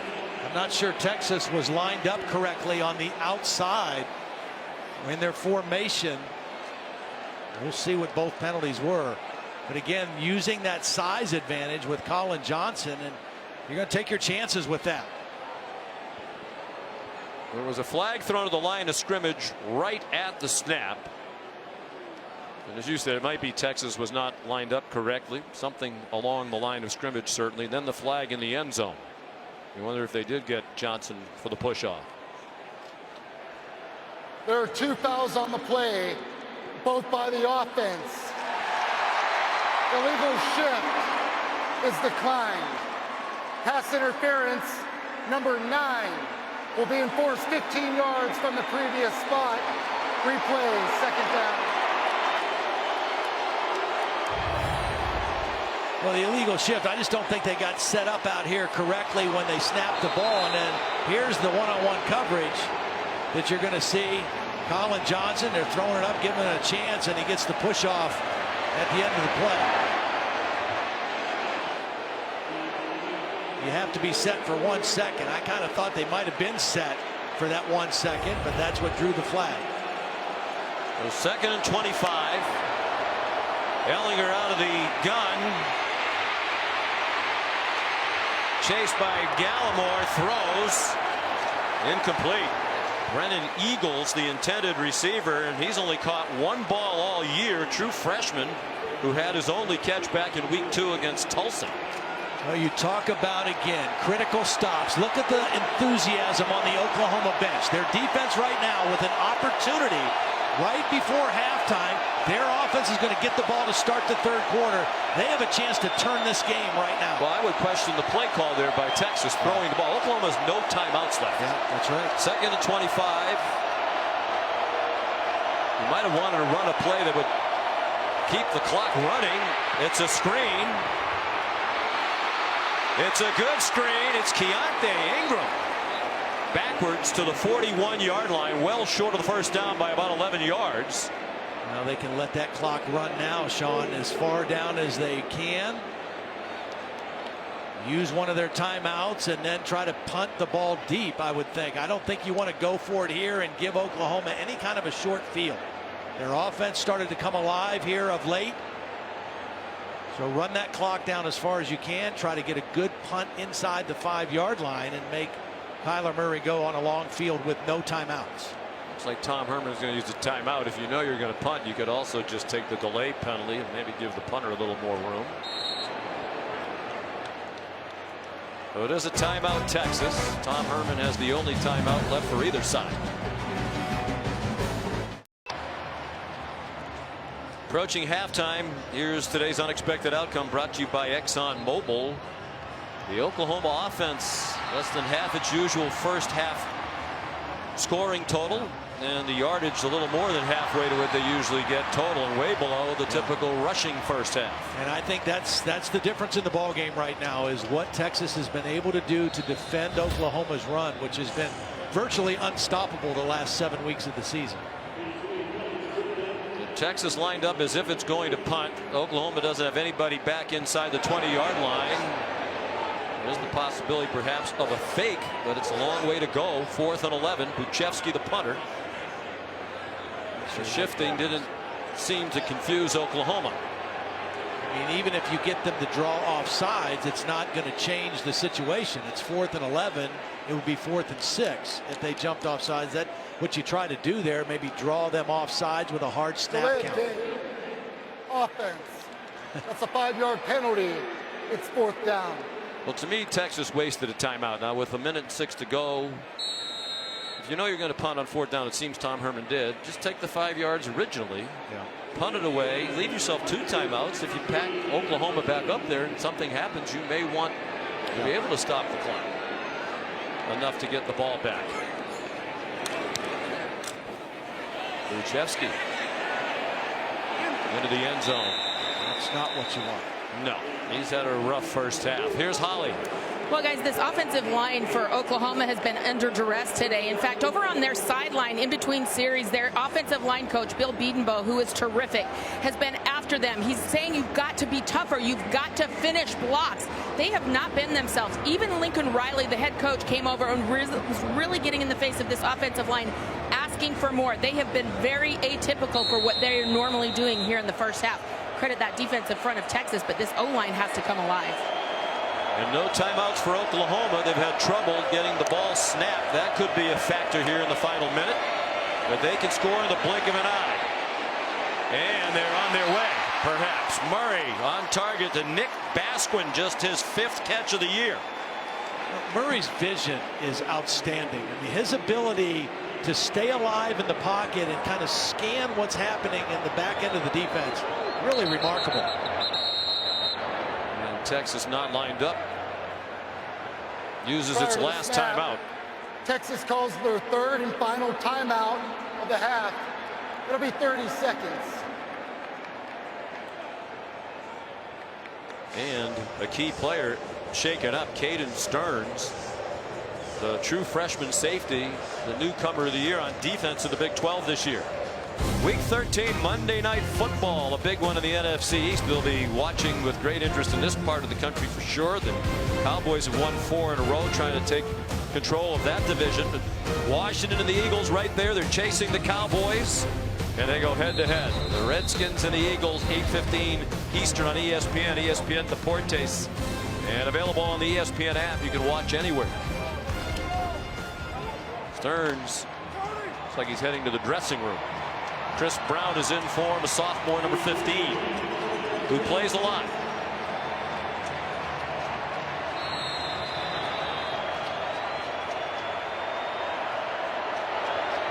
.51 seconds to halftime. No timeouts on either side. 1st and 10 Oklahoma from its own 44. Sooners have not led in the game. Basquin again. High stepping his way out of bounds and thrown down at the end by P.J. Locke, but it's another first down. Texas was so concerned about covering deep that they didn't have enough defenders over there on that quick throw. Had 2 blockers in front and a big gain with that pass. Basquin had 4 catches all season long. Now he's had 2 back-to-back. They're at the 36 of Texas in long field goal range. Murray all day throws, and a leaping catch by CeeDee Lamb, and he is inbounds at the 19. The ruling on the field is a completed pass for a first down. No pass rush. Good job by that offensive line in this possession, giving Kyler Murray time to just see what he wants to see. What a catch, but I don't know if he got that foot down. They ran the play. Kennedy Brooks carries. Wow. I think Oklahoma got away with one there. I don't know that he got his foot down. I think he had one in and one out. It was just a question of which one came down first. Meanwhile, after the Brooks run, there's a flag. Tremendous effort. But the left foot down, right foot out. I think you're right. I think the left foot came down first. I think he just got the left foot down ahead of the right. All you need is one. It has to be the first one. Yeah, left toes down. Good call by the officials. Wow, what a catch. And good work by the replay booth to let them continue on. Officials now conferring. Brecken Hager. After the play, personal foul, face mask by the defense, number 44. That will be enforced half the distance to the goal. It's an automatic first down. This dead ball foul caused the running clock to stop, and Oklahoma will decline the 10-second runoff. We will start the clock on the snap. Hager, an emotional player. As Todd Orlando said, he's a little out there. He's hoping they win today for a lot of reasons, including he wants to cut that long hair. He said, I won't cut my hair until we win a Big 12 title. And it's been growing for several years without a haircut. Eye on Calcaterra right here. He's the biggest receiver out there. Longhorns inching toward the line. They bring pressure up the middle. It was blocked. And it's Calcaterra with the Oklahoma touchdown and the lead. Flag down in the back of the end zone near where he made the catch. I think it was holding or pass interference on Brandon Jones, who was in coverage on Calcaterra. Prior to the pass, holding, defense, number 19. The penalty is declined. The result of the play, touchdown. This is a beautiful route by Calcaterra. He's going to set up Brandon Jones. Watch Calcaterra move a little bit outside, pause, and then cut back in. And that's what drew the holding, but still a beautiful throw by Kyler Murray to the back of the end zone. And Oklahoma takes the lead. For the first time today. Even when they're stagnant, they're so explosive. The extra point by Seibert has given the Sooners a 6-point lead. Nice job by Murray, not panicking, even though there were some free rushers coming. He knew he had Calcaterra in the back of the end zone and threw it to his biggest target out there for the touchdown. Grant Calcaterra, sophomore from Rancho Santa Margarita, California. First-year starter. Last year played behind the terrific Mackey Award winners, the best tight end of the country, Mark Andrews, who's now having an excellent rookie year for John Harbaugh and the Baltimore Ravens. Well, and another costly face mask penalty on Texas in that drive. That now 8 penalties for 78 yards against Texas in the first half. As good as they played in so many ways, that has hurt them in this ballgame. And you go back to the play calling, not to belabor the point. But with 2nd and 25, they're in their own territory. Right. Oklahoma out of timeouts. They threw a pass, it was incomplete. Tom Herman said, you got to outscore Oklahoma. Clearly that's what he's trying to do. But that stopped the clock and perhaps provided Oklahoma just enough time that it needed with these 18 seconds to score the go-ahead touchdown. Yeah, absolutely. You can question that. I just think Oklahoma finally got a little swagger back to their offense. They had really been stymied, have not been able to run the football, but Kyler Murray kind of came alive there, took advantage of getting the ball back, and now they'll get the ball to start the third quarter with a lot of confidence and a lot of momentum too. How about words that haven't been said a lot this year? How about this Oklahoma defense? Critical stops. That's a term I learned in the last 3 weeks covering Big 12. Critical stops in critical situations. Now without a timeout, Trey Watson straight ahead.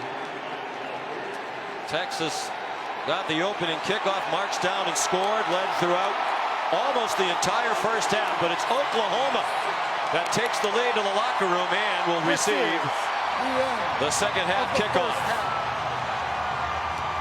Stay tuned as part of the halftime festivities. The Dr. Pepper tuition giveaway. 2 contestants have a chance to win $100,000 in tuition. The Capital One halftime report after these messages. Welcome to the Capital One halftime report. His first catch of the game, giving the Sooners the lead. Grant Calcaterra in the end zone. Great pass by Kyler Murray. Oklahoma up 20-14. They're going to get the ball to start the second half.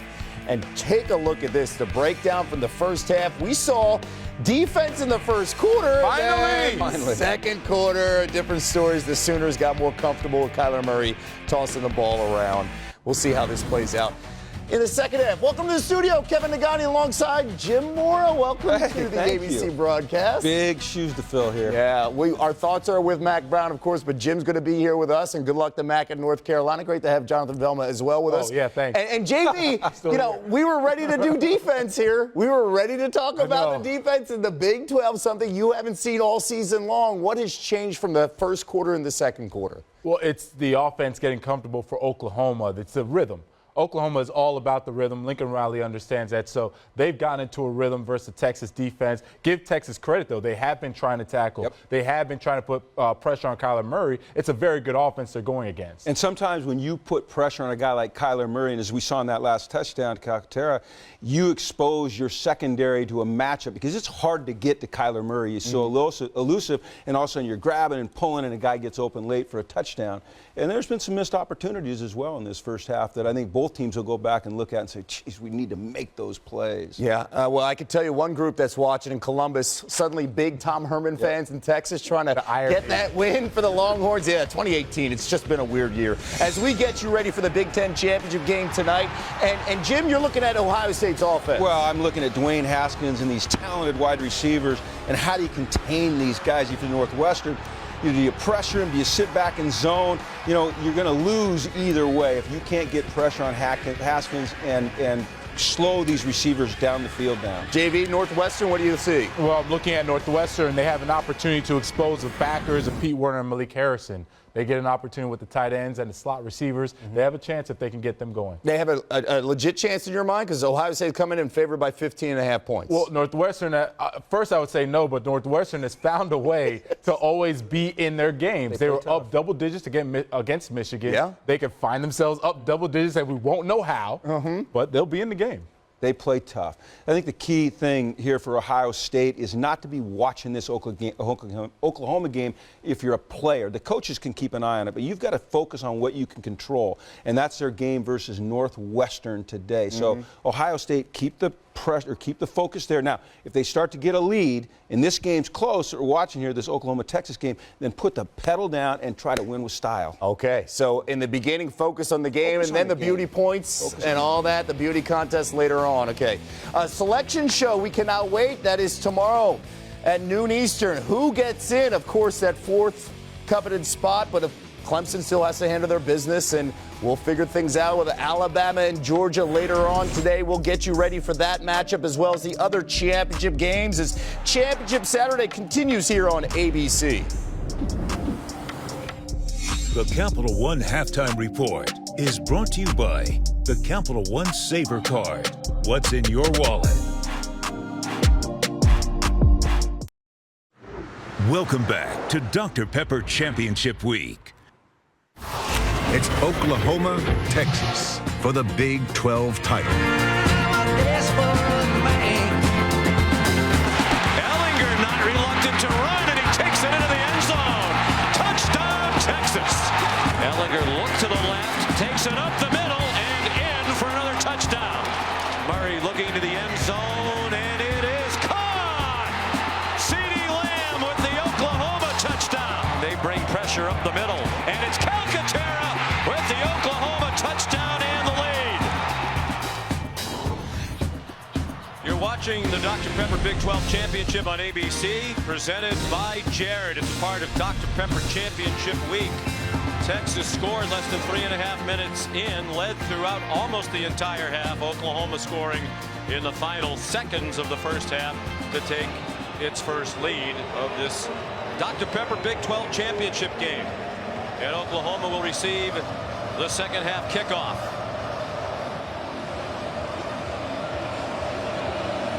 Cameron Dicker kicks off.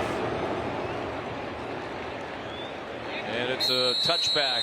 Welcome back to Arlington, Texas. Sean McDonough with Todd Blackledge, rejoined in a moment by Holly Rowe. We talked about it was a struggling start for this Oklahoma offense, but you look at the numbers. You know, they're over 250 yards for the half, on their way to 500 perhaps again, as they've been in every conference game this year. Texas did such a great job for most of that first half, particularly stopping the run. And finally, Lincoln Riley said, you know what? We got to throw the football. They're doing a great job on a run. Let's put the ball in the hands of Kyler Murray. And that really started to loosen things up in that late part of the first half. Kyler Murray throws short. CeeDee Lamb across the field. And they'll mark him out of bounds with a first down at the 40-yard line. They love that play. It's kind of a wide receiver screen under the guise of a crossing route. As long as that receiver gets back behind the line of scrimmage, guys can block downfield. They ran it earlier with Marquise Brown in the first half. That time they did it with CeeDee Lamb. Trey Sermon gets two. A moment ago, Holly spoke with Lincoln Riley. Well, Coach Riley, that is the first time in 25 games you haven't scored in the first quarter. What kind of changed in the second that you started to get more of a rhythm offensively? We just made some competitive plays. We had plenty of opportunities. We moved it good the first half. We just didn't do a good job, finishing in the red zone. We did that there in the second quarter. How does scoring, going to the locker room at the half, really give you guys some juice? I saw offensive linemen leaping in the air. Yeah, a lot of momentum. You know, to be able to flip that there, get a stop, come down, score, and get the ball here to start the second half was huge. Thank you so much. Thanks, Holly. Trey Sermon got them to the 45-yard line. Here's 3rd down and 5, opening possession of the second half. Murray sidesteps the rush over the middle and on target. First down to the Texas 42-yard line. Miles Tees. Well, how Murray eludes this. This is a direct path to the quarterback by Gary Johnson. And he just can't get him. Nice job by Kyler Murray using his feet. Deep throw, single coverage, flag down. Miles Tees and Brandon Jones there. And now fans throwing debris onto the field from the stands. That's dangerous. Beer can flying out of the lower seats in that end zone where the flag was thrown. Defense, number 19. That's a 15-yard penalty from the previous spot. Automatic first down. Again, Gary Johnson is a safety. They're looking for the matchups in man coverage with a safety and a wide receiver. Both guys had hands on each other. Tease gets away with a little tug, but Brandon Jones does not. I don't know. We've seen a couple games the last couple weeks where they've let a lot of that stuff go. The Big 12 needs to figure out how it wants to call pass interference, what they want to allow downfield and not. Because we saw some games a couple weeks ago where they basically let them mug each other without flags. Trey Sermon down to the 20-yard line. But the result is Texas now 9 penalties for 93 yards. That's a huge swing for Oklahoma in this game. Only 2 called against Oklahoma for 15 yards. Murray keeps it. First down inside the 15-yard line. The 20 points for Oklahoma in the first half, their second lowest total of the season. Texas held them to 17 points in the Cotton Bowl in the regular season meeting.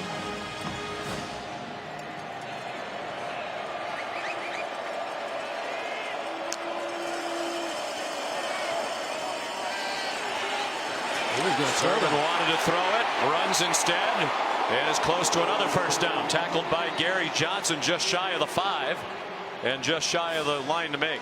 He was looking for Lee Morris in the end zone, and a good decision by Trey Sermon not to throw the football.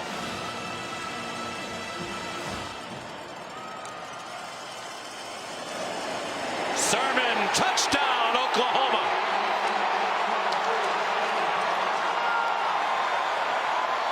We talked about this offensive line, and it's led by a redshirt freshman center, Creed Humphrey. Watch him open this thing up for Trey Sermon. Takes his man completely out of the play. Nice block by Ben Powers, the left guard, as well. And Oklahoma right away gets back on the scoreboard. You just cannot stop this offense. You can contain it, you can control it. Texas did that for the first quarter, but now Oklahoma getting it revved up. Kyler Murray started slowly. He was 4 of 8, and he is picked up now. He's completed 11 straight passes.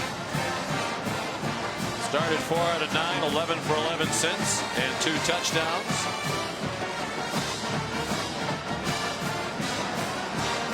It's a 13-point lead for the Sooners. Here's Holly Rowe.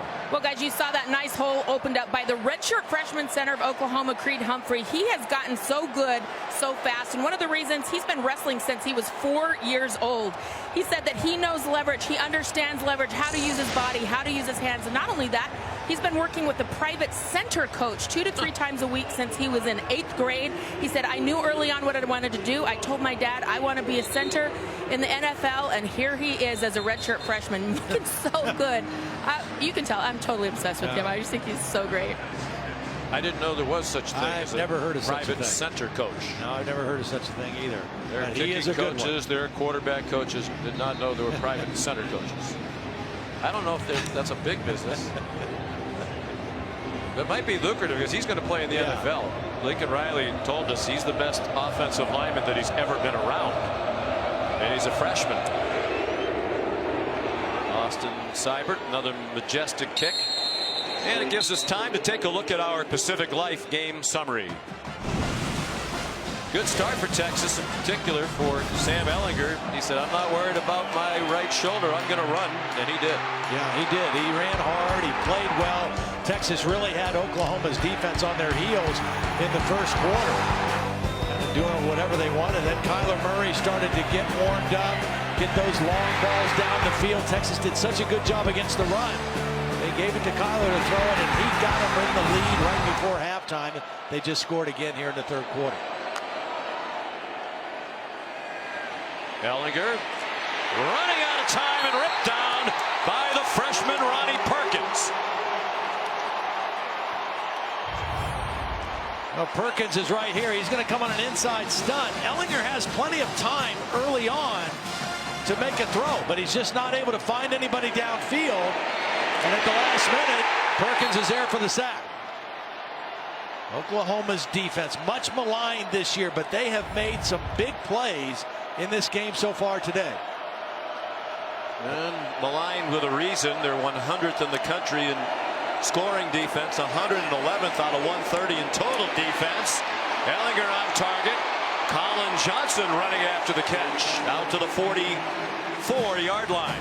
Well, this is a beautiful route and a throw by Sam Ehlinger at the top of the screen. Colin Johnson attacks outside leverage by Motley, the corner. And a nice throw on time. They got to get little Jordan Humphrey back involved in the game, though.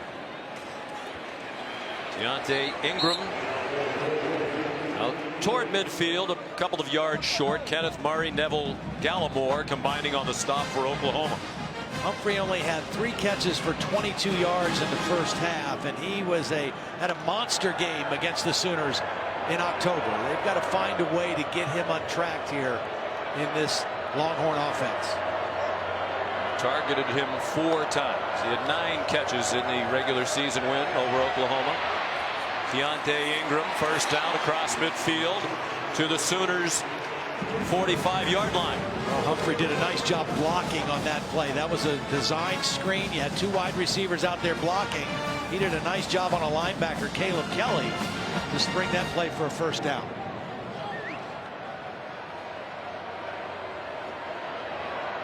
Texas really needs a touchdown on this drive. They can't afford to allow this lead to get too far extended with Oklahoma. Ehlinger set himself on target again. Colin Johnson delivers a shove to the face of Parnell Motley and has a first down at the 24-yard line. Inside technique by Motley. Easy throw and catch for Ehlinger and Johnson. You see Colin Johnson at the end trying to get a little extra.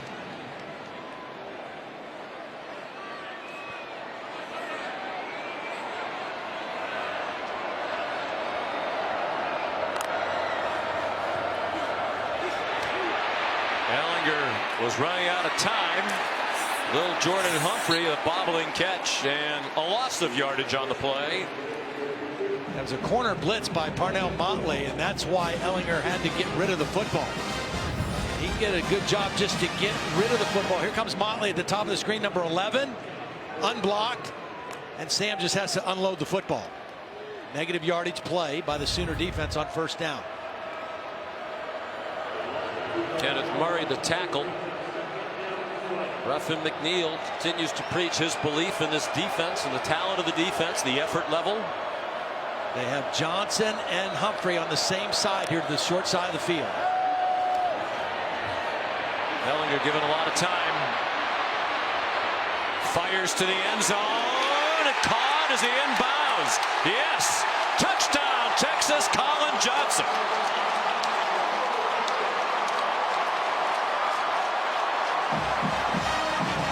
What terrific protection. Again, Trey Brown, 5'10". Colin Johnson, 6'4". Throw it up and let the big guy go make a play. 1 foot down, good clean catch. But it started with terrific protection. Ehlinger had a long time to survey that field and come back late to Colin Johnson in the corner of the end zone. 7th catch for Johnson. 5 of them have been for 20 or more. That one was good for a 27-yard touchdown. 7 catches, 169 yards receiving, and a touchdown for Colin Johnson, junior out of San Jose, California. And as you said, Todd, it felt like Texas really needed a score, and they got it. Back within a score, with a long way to go.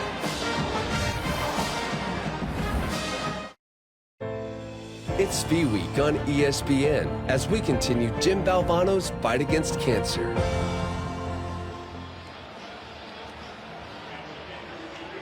We hope you'll donate during V Week. Sean McDonough, Todd Blackledge, and Holly Rowe inside AT&T Stadium, the home of the Dallas Cowboys. Dr. Pepper Big 12 championship game. Oklahoma by 6. Texas after the touchdown kicks off. And Trey Brown takes a knee. Here's Holly. Well, why is it important to donate to Jimmy V and to the V Foundation? Here's one reason why. Turner Cockrell, who played football at Vanderbilt, 21-year-old young man, died this week from melanoma. It is a tragic event. This is a highly preventable disease, and research could help these young people in treatment. We're seeing more and more young people with cancer. So I personally would like to send our wishes and well wishes to his mother, Noelle. It's been a very difficult week for that family, but we don't need to lose any more young people. So please donate to ESPN and the V Foundation in the fight against cancer. Visit v.org/donate. Thank you, Holly. We certainly echo your words. Kyler Murray is sacked for a 2-yard loss, and we're delighted to hear Holly's news during the week that just 3 months after finishing chemotherapy in her own cancer battle, scans this week, and all of them clean. Yep. Great news. That is awesome news, Holly.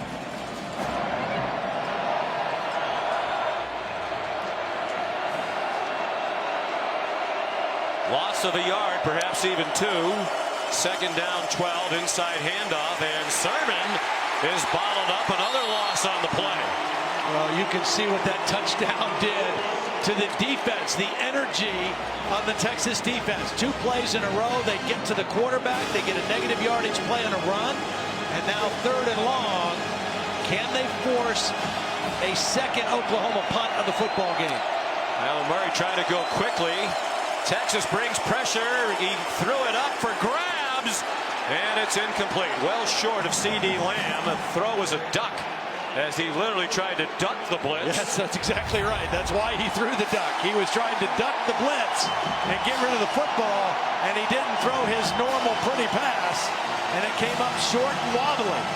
But credit this Texas defense. B.J. Foster on that pressure. 3 dynamic defensive plays in a row by the Texas defense. A very rare 3-and-out for the Oklahoma offense. Little Jordan Humphrey, mentioned first game this year, returning punts. Tom Herman wanted the ball to be caught, not bounce for additional yardage. He's done that well. 47-yard punt, Texas on offense after this.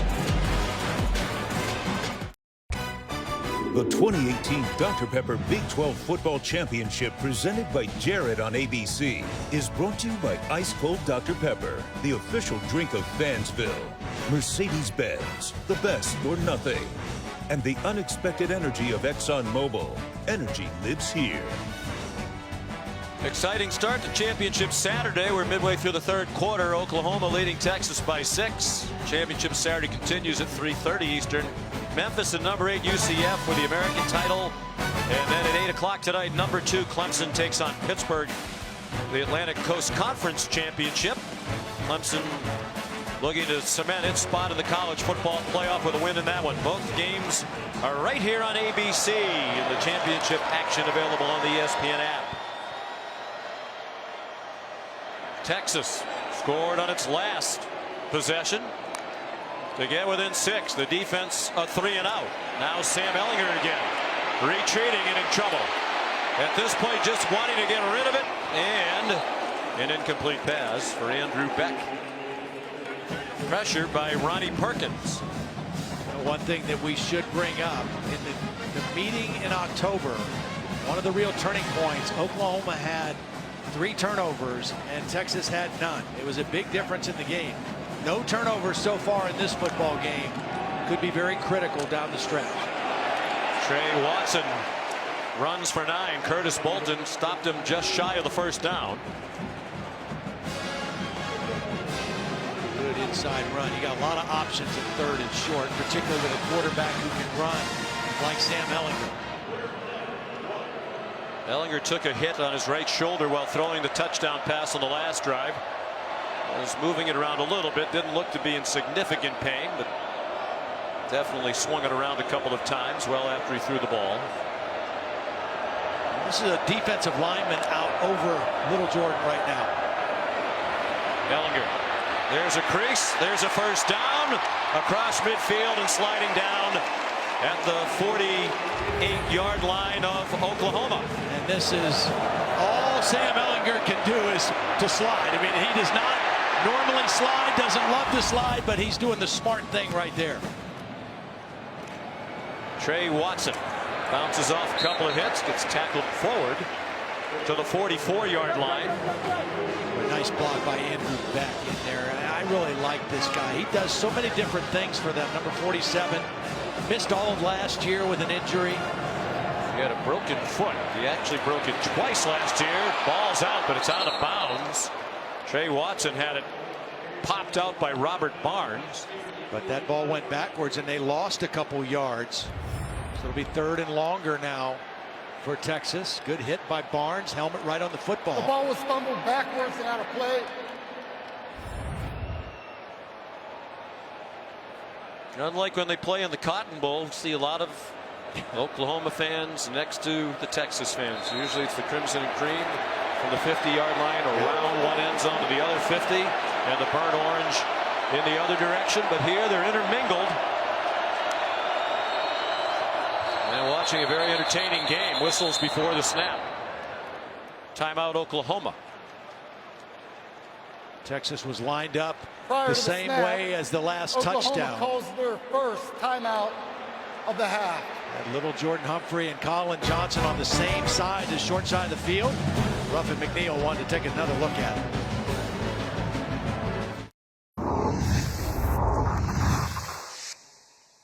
The eyes of Texas are upon you.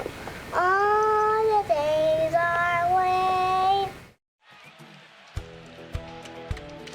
Mentioned earlier, Tim Beck, the offensive coordinator, says Sam Ehlinger believes he was born to be the Texas quarterback. He's been a Texas fan since the earliest days he can remember, trying to lead them to a Big 12 title. Down by 6, 3rd and 7 from the Oklahoma 46. He's on target. First down, little Jordan Humphrey inside the 30-yard line to the Oklahoma 28. Working on Trey Norwood, the corner who's playing inside as a safety. Nice route by Humphrey and a good first down. Neville Gallimore down. They missed him in the Oklahoma State game. Came back last week against West Virginia, probably their best interior defensive lineman. Well, they check on Neville. Let's send you back to Matt Berry in the studio. Sean, thank you. Time for your DirecTV. More for your college football thing. Sun Belt Championship over on ESPN. This Appalachian State, Zach Thomas, 35-yard touchdown run, his second of the day. 27-16 App State in the 4th quarter. Very good App State team. Oh, very good. Almost knocked off your beloved alma mater at Penn State at the beginning of this year. Yeah, nothing fluky about that game either, because we had Penn State and Pitt the 2nd week of the season. I was able to watch that film, and App State played them nose for nose. It was really a good ball game. Gallimore limps off. We're talking about Sam Ehlinger. That tweet with the baby hook'em horns, that's how he announced his commitment to go be the quarterback for Texas. Raised in a Texas household. His dad, Ross, graduate of the University of Texas and a huge Longhorn fan. Passed away tragically 2013 while participating in a triathlon around Alcatraz out in San Francisco. Sam, the oldest of his 3 children, brother Jake and sister Morgan, football player and cheerleader respectively in high school. Really enjoyed visiting with him last night. Classic hit. Smart, polite, and obviously tough and talented. A very good backup in Shane Buechele. They battled for the job. Tim Beck said he has the it factor, talking about Ehlinger. He's throwing to the end zone and for the lead. Flag down. They might have been holding little Jordan Humphrey. Robert Barnes intercepted it. Pass interference against Oklahoma will be the call. Pass interference. Defense number 13. That's a 15-yard penalty. Automatic first down. Sean, they got the penalty, but I want you to watch this. Duvernay's going to run in the middle of the field wide open. He's looking to little Jordan Humphrey out here. He gets the penalty, but if he sees Duvernay in the middle, it's a touchdown for Texas. Nobody around him. They get the penalty, and they're in scoring position, but he would have had a touchdown in one play but clearly a penalty on Trey Norwood. And they've gone now 2 plays in a row to little Jordan Humphrey. Third penalty against Oklahoma. Texas has been penalized 9 times. Texas led throughout almost the entire first half, trying to reclaim the lead with a touchdown as we approach 5 minutes to go in the third quarter. And movement along the right end of the Texas offensive line. Yeah, just so long to be in your stance up there if you're an offensive lineman. Texas trying to do a lot at the line of scrimmage. False start. Offense number 52. That's a 5-yard penalty. It's first down. Sam Cosme, the right tackle. Again, they're really high on him. You know, you're asking these guys to stay up there ready to strike for such a long period of time, and he moved, as did Andrew Beck, and 5 yards against him.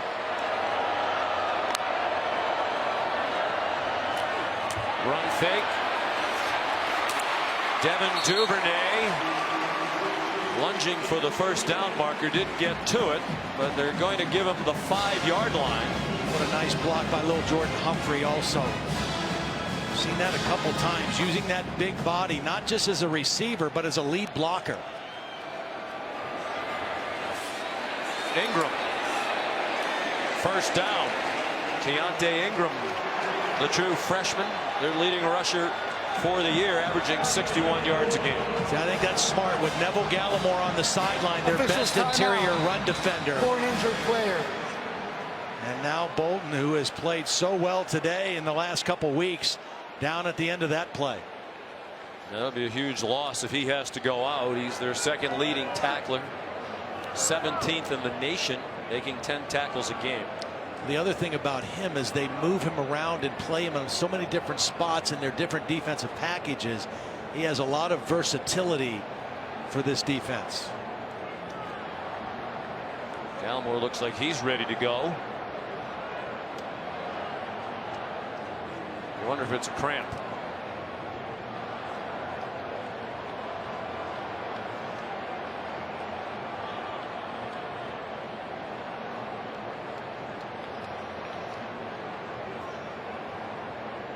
Still tending to Curtis Bolton, third leading tackler, as you saw in the graphic in the conference. Joe Dineen of Kansas, a player who should be saluted. Wasn't a great year for the Jayhawks. They'll have Les Miles as their coach next year, but he's a terrific football player. Yeah, absolutely. Led the Big 12 in tackles. And Kenneth Murray, Bolton's teammate, number 2 in the Big 12 in tackles. Murray trying to stay loose.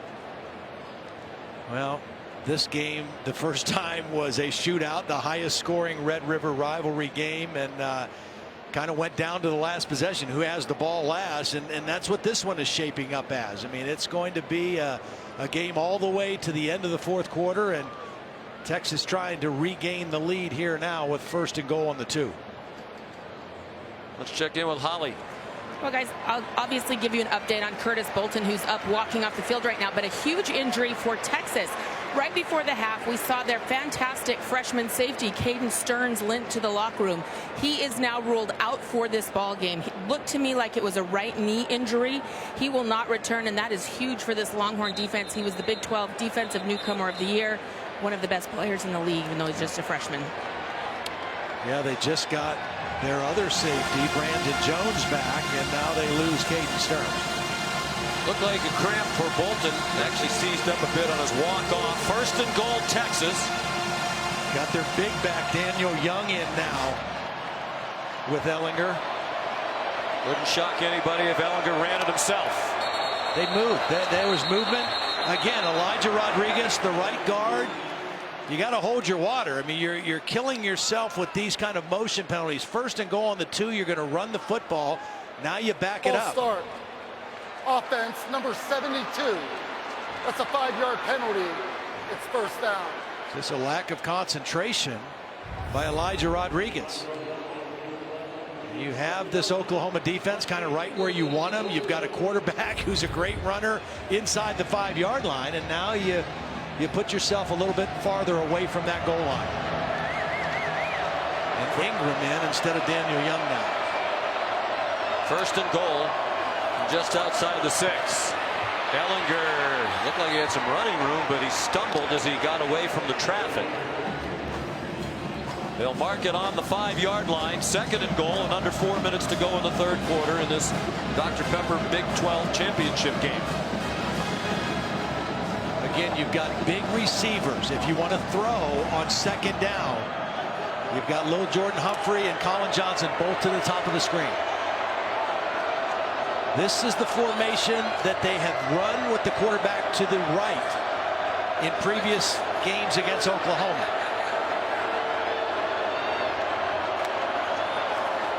Same thing they did in the first half. It's Ellinger corralled after a short gain. Amani Bledsoe says we're not going for that again. Really nice play by Bledsoe. Worked his way down the line, was not fooled. It's Ruffin McNeil. Took over for Mike Stoops. Huge 3rd down play for his defense right here. Remember, they were 1st and goal inside the 2 before this. And you wonder if it's 4 down territory. Tom Herman said you really can't kick field goals against Oklahoma. Sooners showing blitz. They rush 5.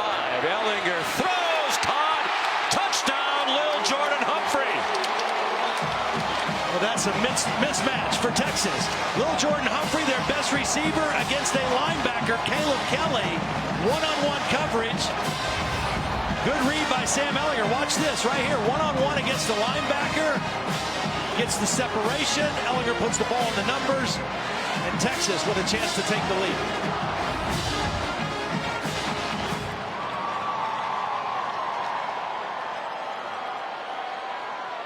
And it's the true freshman out of Austin Lake Travis High School, Cameron Dicker. One of the heroes of the regular season win against Oklahoma. Kicked the game-winning field goal. And that one is off the uprights. Looked like it was deflected, and now it's Robert Barnes, but the play's dead. It hit the crossbar. The ball is dead by appeared rule when it hits the crossbar. The extra point is no good. And it's the first one missed by Dicker this year.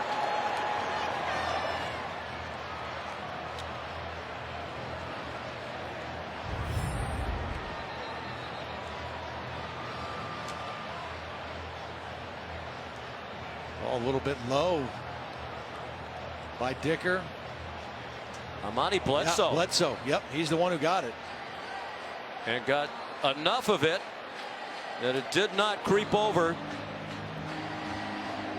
Dicker had been 49 for 49 in PATs in this his freshman season. That is an enormous play, and it's a tie game with 2:44 to go in the 3rd.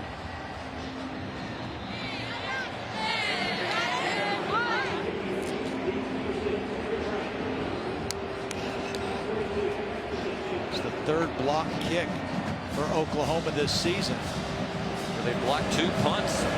Both went for touchdowns. Dicker's kickoff will be a touchback. Here's a look at our Pacific Life game summary.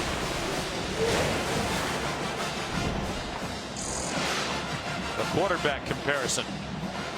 Now, Kyler Murray with a slow start, 4 for 9, really came on strong after that. Sam Ellinger is kind of doing what he did the last time, kind of playing play for play, matching big play for big play with Kyler Murray as a runner and a passer, and a tie ball game, which makes it a lot of fun here late in the 3rd quarter. Murray averages 306 yards passing, 71 rushing per game. He sets and throws, and it's through the hands of Marquise Brown, a little bit too far in front of Hollywood. Yeah, you don't see Kyler Murray miss many throws like that. He didn't have any pressure, just a little bit overthrown to the outside. Marquise Brown working on the safety. They've really worked that matchup against Brandon Jones. Kyler's parents, Kevin and Missy. Kevin, a fine quarterback at Texas A&M, who now tutors young quarterbacks. Kyler told us, my dad taught me how to play. One of the things he taught him is how to be patient in the pocket. Ran out of time and patience there, wisely so. Weaving along the sideline, a 1st down. Out near the 40-yard line. Well, and this play shows you how dangerous he is. Now you're going to see Jeffrey McCulloch, number 23, in position to make a tackle. But as soon as he takes one fall step, the quick feet of Kyler Murray gets to the outside and turns it into a positive play. Has the ability to make you miss with quickness and then run by you with great speed. The only player in the history of FBS football go through a regular season average 300 yards per game passing and 60 yards or more per game rushing. Kennedy Brooks to the 49, and in many years, Todd, he's a shoo-in. Yeah, Kyler Murray to win the Heisman Trophy, but not in this year when Tua Tagovailoa has been historically great. Dwayne Haskins has already set the Big Ten single-season record for touchdown passes, breaking a mark held by Drew Brees. And they all three are playing in huge games tonight on a national stage. I just think it's awesome for that reason for the Heisman race. Final minute and a half of the third quarter, tied at 27. Huge missed extra point by Texas a moment ago. Marquise Brown got just enough for the first down to the Texas 49.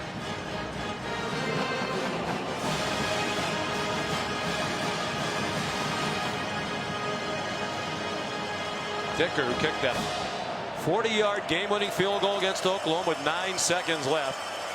Had a great freshman year, but that was a big miss on the block by Bledsoe. Murray scrambles for about 8 more. They had scored 3 touchdowns on 3 consecutive possessions before the 3-and-out last time on the field.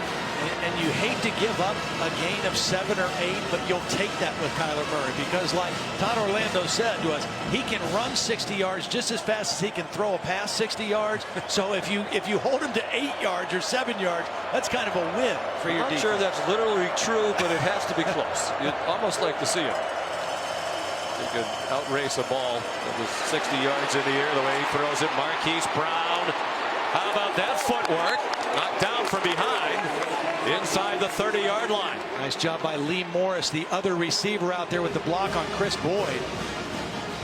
Oklahoma kind of methodically going down the field here with short passes and runs after the catch. Brown limping slightly as he went to the sideline. They do not have to snap the ball again here in the third quarter, and it appears that the Sooners will not.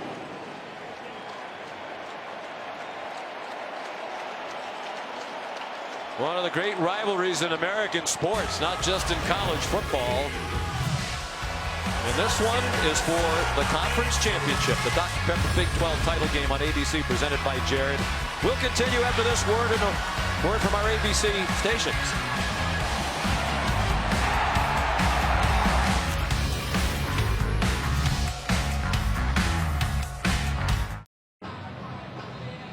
Aerial coverage high atop AT&T Stadium, sponsored by State Farm, here to help life go right. Beautiful day outside, temperature in the low 70s. Inside Jerry World, 83,114. Most ever for any FBS conference championship game. On 1st and 10, Kyler Murray, tie game, fourth quarter, and the throw just a little bit too long for Carson Meyer. Here's Holly. Well, Oklahoma without Marquise Brown, who may have been one of the people out in a route right there. They have been examining the top of his left foot, really putting their thumb in some of those fragile bones along the top of that foot. They've decided to put his shoe back on. They've taped over the top of his shoe, and he's trying to test out that left foot right now on the sidelines. Well, he was bothered by an ankle and foot earlier in the season, came back the last couple of weeks 100% healthy, but it'll be a big blow for Oklahoma. Clearly grimacing as we had the shot of him a moment ago. CeeDee Lamb, capable big playmaker, shoved out by Devontae Davis. Here's third down. And about 5 for Oklahoma. They are in field goal range to take the lead, and Marquise Brown showing no signs of coming back in the game soon. Well, he's such a start and stop, make you miss kind of guy that any kind of lower leg or foot injury like that could be really debilitating for a guy with his skill set. Injured his ankle against TCU October 20th. Next 3 games averaged just 46 yards per game receiving, but the last 3 he's averaged 150 yards receiving per game as the ankle got better. They need to reset the 25-second clock. Now, are they going to charge a timeout to Oklahoma? Here's what I don't understand. The 25-second clock was going down. Calls their first timeout of the half. 30 seconds. Correction, that is their second timeout of the half. Bill, here's a question I have for you. So in that particular case, Texas was making a late substitution because they were allowed to. Obviously, Oklahoma substituted somebody. So the referees were standing over the ball. It was a very late substitution, and the play clock went all the way down to 2. By rule, the offense is responsible for that play clock if they substitute. They can be in jeopardy of a delayed game. However, you and I talked earlier in the season, we're starting to see more. They didn't really hustle to get on and off the field for the defense. You're seeing defenses starting as a strategy to draw that thing out. Yeah. Well, that strategy draws a timeout out of Oklahoma here at the beginning of the fourth quarter. And remember, they used all 3 of their timeouts in the first quarter. Marquise Brown now distraught. Here's the reality: is he will not be coming back into this game. That's a shame. What a shame, indeed. One of the best receivers in the country, looking like he'll watch the rest of this conference title game. 3rd down and 5. Play clock down to 1 again. They blitz and didn't get close, and it's a first down. It's Charleston Rambo who's in because Brown is not. Just his 5th catch of the season for the redshirt freshman out of Cedar Hill, Texas. Kind of a double crossing route inside. Rambo did a nice job of getting separation from Chris Boyd, and Murray found him with the football.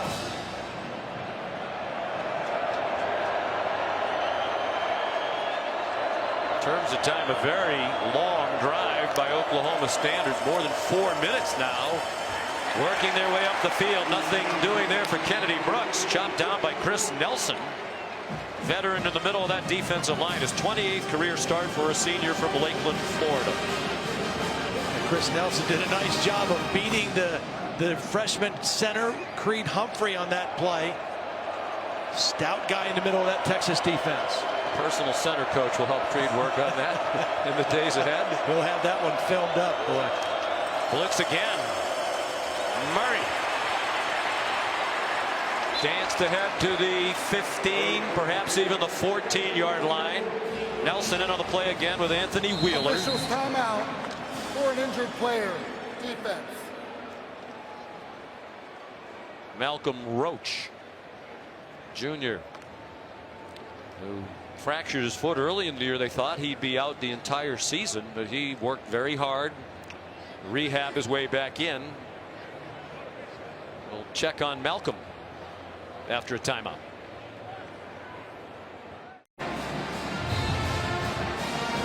There's the Dr. Pepper Big 12 Championship Trophy. It'll be presented to the winner of this game. You're watching the Dr. Pepper Big 12 Championship on ABC. Presented by Jared. It's Dr. Pepper Championship Week. And it's off to a great start here in Arlington, Texas, with Oklahoma and Texas tied at 27 early in the fourth quarter, and the Sooners on the move. For the Hart. They're bringing that maybe for Marquise Brown.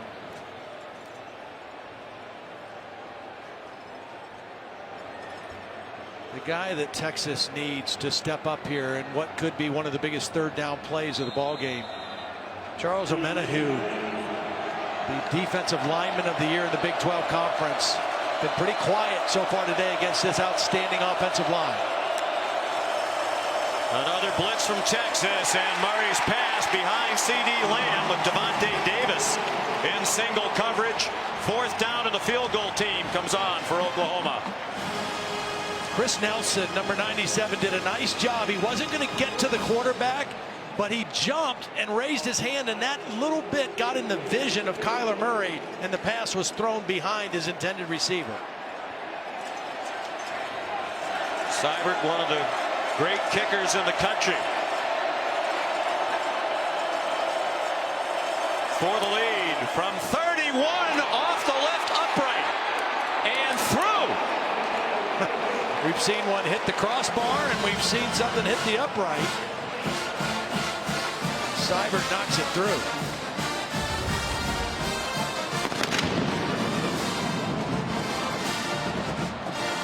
That looked like he was going to hook away for sure.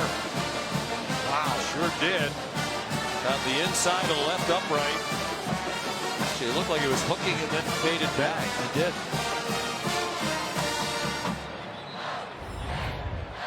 So Austin Seibert gives Oklahoma a 3-point lead, 12:37 to go. He's moved past Auburn's Daniel Carlson as they take Marquise Brown to the locker room.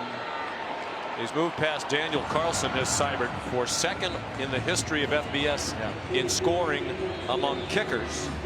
And only Zane Gonzalez of Arizona State, who graduated in 2016, has more career points, 494 for Gonzalez. Seibert has a chance at that one before he's done.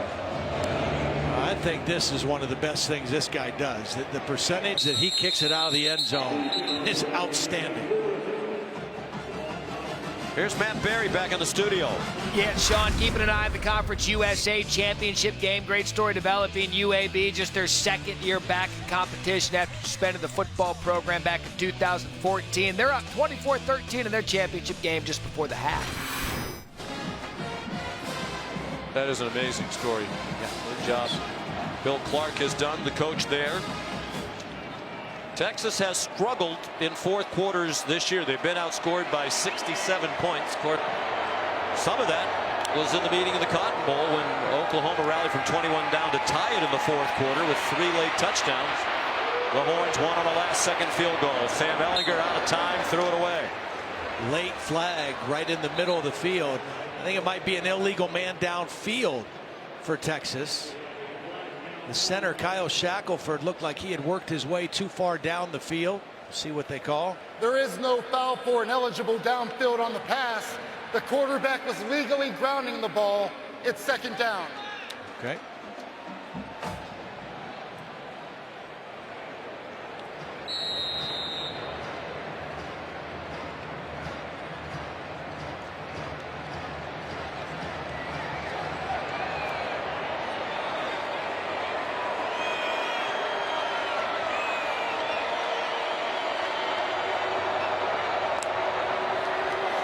On 2nd and 10, Ehlinger, the design roll, threw way over the head of L.J. Humphrey. Here's Holly. Well, Curtis Bolton, the second leading tackler for this Sooner defense, is back out on the defense right now, which is important. They have been throwing liquids down him. I think he drank about 4 bottles of Gatorade. He's been putting tons of those chewable gummies of Gatorade into his mouth, so he's back out onto the field, and that's big for the Sooners. Yeah, he's back, and Neville Gallimore is back on this 3rd and 10 play for the Sooner defense. Can they get another critical stop at this juncture in the football game? 7 out of 11 on 3rd down. They converted on their first 3 to the Longhorns. Ehlinger lofts one for Johnson. And here come flags from all over the place as he got tangled up with Parnell Motley. Now, it's not a high percentage throw, but when you have receivers this big and physical, it is a high percentage play. Defense number 11. That's a 15-yard penalty from the previous spot. And automatic first down. Parnell Motley he doesn't make any play on the football. He has no idea where the ball is, and as Johnson is trying to make a play on the football, he's impeded by Motley, and that's a clear pass interference penalty on 3rd and 10. Johnson, by the way, has set the Big 12 title game record for receiving yards. He'll add to it. Johnson knocked out of bounds by Motley. Prior to that catch, he had 169 yards receiving. He's up to 177 in the game. The previous mark, Big 12 title game, 142 receiving yards by Malcolm Kelly for Oklahoma back in 2006. Trey Watson ahead for a first down and across midfield to the 48-yard line. I think the other thing, if you're Tom Herman, if you're Tim Beck, you want to use clock here too. You're moving the football well. You've got the same amount of yardage as Oklahoma has, but you want to put a little more pressure on Kyler Murray and that Oklahoma offense by the number of chances they'll have left in the game.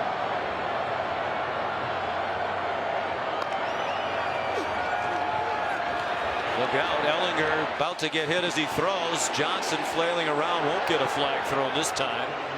Good pressure by Kenneth Mann on Sam Ehlinger. Yeah, he got a good hit on Sam Ehlinger too as he released the football.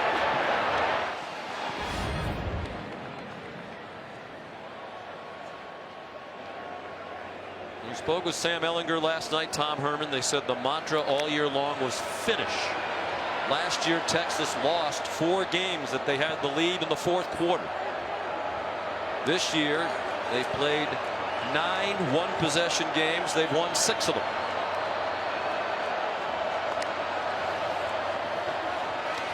Trey Watson. Tom Herman told us throughout the offseason, with about 15 minutes to go, even if it was just a weightlifting session for the team, they'd stop, they'd bring everybody together, they'd hold up 4 fingers as if, okay, you're heading to the fourth quarter of this workout. Let's finish. Well, they're going to have that opportunity here. That was a beautiful play on second down by Neville Gallimore to stop that run and for little if no gain. And third down and long again. They converted on 3rd and 10 with the penalty a moment ago. 2 big receivers down to the bottom together. Pressure. It's blocked. Ehlinger throws. And the fans want a flag on Trey Norwood, who was wrapped around little Jordan Humphrey. There is no call. Humphrey's in the slot, working on Norwood. He's going to run the out route. He got his jersey pulled. I don't know what is pass interference and what is not, because that looked like a lot of pulling and grabbing and fighting through the receiver on a 3rd down play. I think that's the flag's clearly got to come pass out. interference. He's wrapping Humphrey up with the ball still on the way. Ryan Buchevsky on the punt.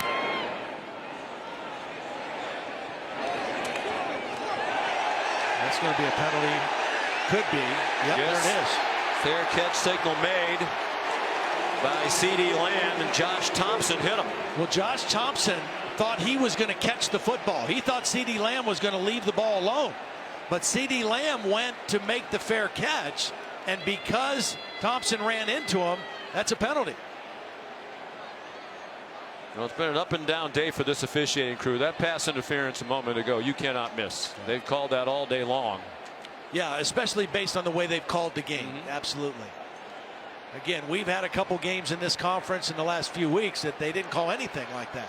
I think that would have been a pass interference penalty in just about every instance, even when games when they've let them play. How about last night? Catch interference by the kicking team, number 9. 15-yard penalty from the spot of the foul. First down. Timeout. We'll talk more about it when we come back. 10.5 to go in the Big 12 championship game. The 2018 Dr. Pepper Big 12 Football Championship, presented by Jared on ABC, is brought to you by Ice Cold Dr. Pepper, the official drink of Fansville. Jared, dare to be devoted. And in part by Pacific Life. Experience the power of Pacific. Aerial coverage above Arlington, Texas, the home of the Cowboys and the Texas Rangers. Brought to you by State Farm, here to help life go right.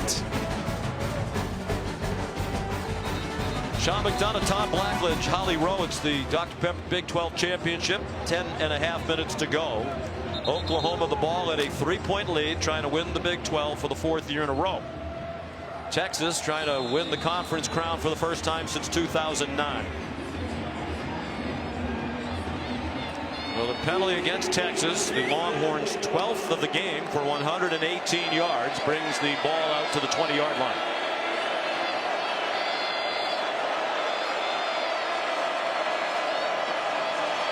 Kennedy Brooks, the running back. Longhorns showing blitz and trying to bring 5. Well blocked, and Kennedy Brooks chopped down. P.J. Locke, the senior out of Beaumont, Texas. Stalwart for this Longhorn team, his 40th career start. Very physical, plays that nickelback position, one of the most physical guys on this team. Will graduate in a couple of weeks, 3.5 years. Good throw and catch, Grant Calcaterra. First down, 33-yard line. Kyler Murray on target. And the arm strength. This from the left hash, throwing it deep out to the right sideline. The guy can make every throw. that you'd want a quarterback to make. Very impressive arm. It could be he has just one more football game left. He hopes he has 2 more left in the college football playoff, but it was reiterated earlier this week his intention to go play baseball as a first-round pick of the Oakland A's when this football season is over. Kennedy Brooks yanked back after he crossed the 35. Anthony Wheeler, the tackle. Both teams have done a great job of taking care of the football. Texas had the 1 football by Trey Watson that fumbled out of bounds, but neither team with a turnover. Murray again on target. CeeDee Lamb ran away from Devontae Davis, who looked a little wiped out as he tried to make the tackle. CeeDee Lamb belted from behind, lost the ball. It got knocked out, and Texas has recovered. Brandon Jones came up with the football. The rule on the field is a catch, fumble, recovered by the defense, first down. Gary Johnson came flying down the field. The senior from Douglas, Alabama, separated Lamb from the ball, and the Longhorns have it at the 8-yard line. What started as a poor play by Devontae Davis that turned a short throw into a long gain now ends up as a turnover, it appears, and Texas, with the first turnover of the game, is going to get the football. Was his knee down before the ball came out? That's the only question. No, that ball's well on its way out. Ball is out. What a hustle play by Gary Johnson, chasing from behind. CeeDee Lamb had turned that catch into a spectacular play, but the hustle play by Gary Johnson gets the first turnover of the game for the Longhorns. As you said, turnover free on both sides prior to that one. 9:06 to go.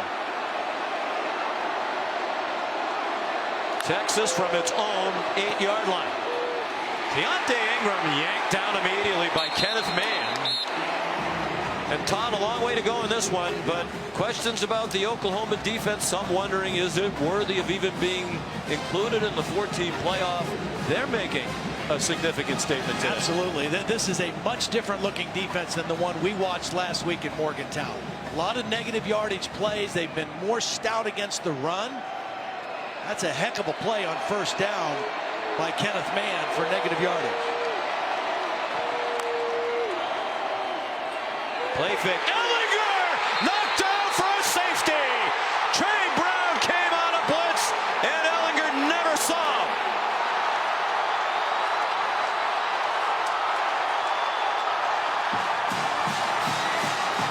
They call this a cat blitz, a corner blitz from the short side of the field. Ellinger has his receivers to the left. He is not anticipating blitz at all. It's going to come right from here, and Sam never sees it, but he feels it when it's too late.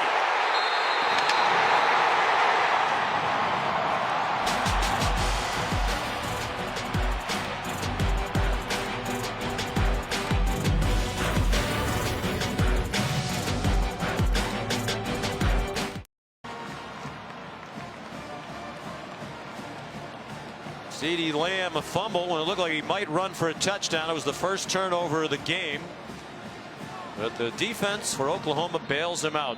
Corner blitz from Trey Brown, and Lamb relieved. The defense got him off the hook.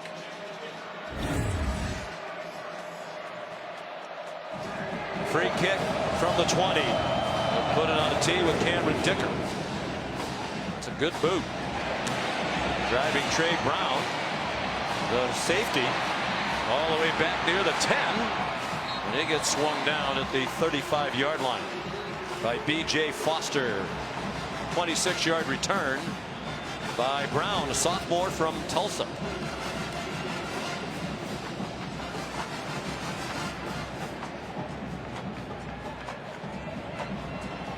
Good field position and a 5-point lead for Oklahoma. Kyler Murray has thrown for 330 and 2 touchdowns. He's rushed for 38. Little off his mark. Yep. The rushing yards off his mark. Well, the pass yards are slightly above average for him. The rushing numbers down. Here's Trey Sermon. Starting to see some tired-looking Texas defenders. Brandon Jones got him down. Beautiful block by the right tackle, Cody Ford, blocking on Breckenhager.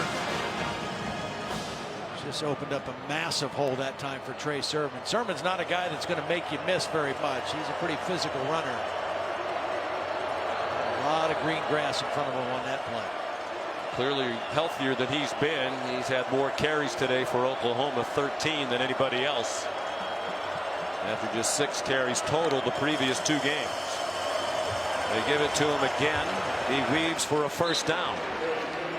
And I know they like to go fast, Todd, but if you're Oklahoma, you're a little bit slower in the operation midway through the 4th quarter. Absolutely. I think you can see that. I think you can see that right now. Lincoln Riley saying, let's be a little bit more methodical. We still want to score. We want to make this a 2-score game, but let's take as much time as we can to make that happen.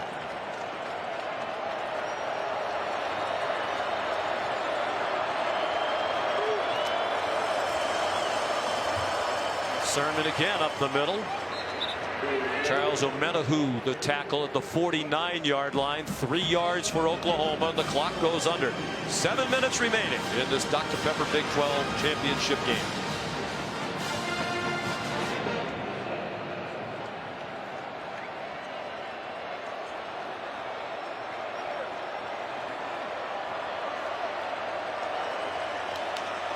They're letting that play clock go down under 10 seconds each time. Very smart clock management right now by Oklahoma.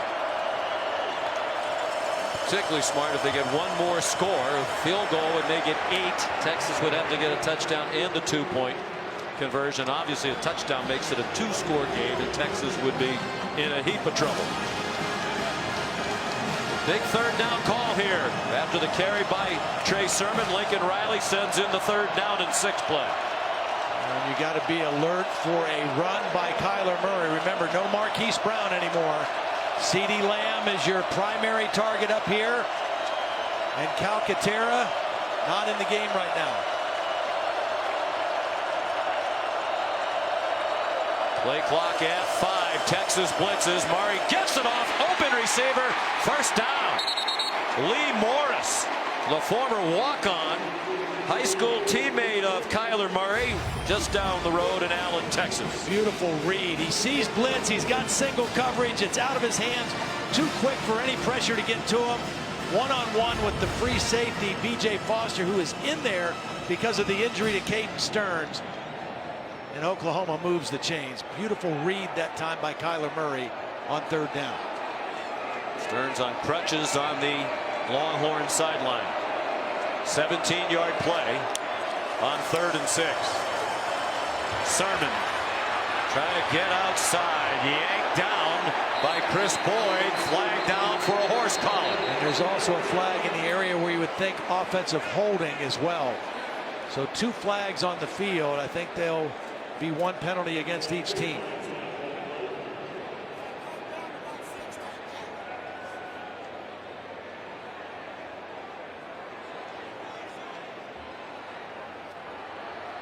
There are fouls by both teams. Holding, offense number 72. Personal foul, horse collar tackle, defense number 2. Those fouls will offset. Replay, first down. This has been a tough game for Chris Boyd in the penalty department. Didn't hear who they called the holding. 72, Ben Powers, and then there's the horse collar at the end by Chris Boyd. So it's 1st and 10 again. The clock moving under 5 minutes to go. A blitz, and they ran into the side from which the blitz came. Texas didn't wrap up. And the blitzer, B.J. Foster, actually wound up being involved in the tackle at the line of scrimmage on Trey Sermon. I don't think you can play off coverage on these wide receivers. I think you got to get up and press them if you're Texas, because if it's off and you try to pressure Kyler Murray, he's going to get that ball out quick. He may not throw in this 2nd down play, but if you play off on their wide receivers, he can get the ball there in a hurry for completions.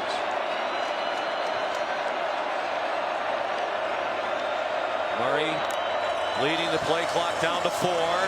Pump fake and a run for about 2. Another mammoth third down here with 4 minutes to go. Gerald Wilbon made the tackle with help from Gary Johnson. Marquise Brown with crutches back on the Oklahoma sideline. This is the down I think you have to get up and get a little pressure, get some hands on receivers. 3rd down and 9. Texas brought a blitz a moment ago on 3rd and 6. And it was an easy completion for Oklahoma. See how Todd Orlando plays this 3rd down and 9. 3.5 to go. Murray under pressure. Man open again. It's Lee Morris again. They won 3 state titles together in this building. And they might be nearing a conference title today. Outstanding work by Kyle Murray. Just feeling the pocket, collapsing, stepping up, and just flicking that ball for the completion to Morris. So nifty in the pocket. Good hit by B.J. Foster, and Morris holds on to the football for a huge first down.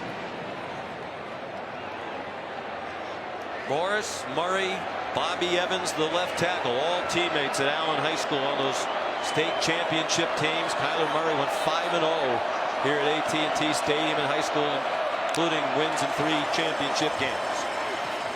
And if you're Texas, Todd, I think you have to start thinking about timeouts. Kennedy Brooks, the ball carrier. Not a timeout yet from Tom Herman. He has all 3 of them left.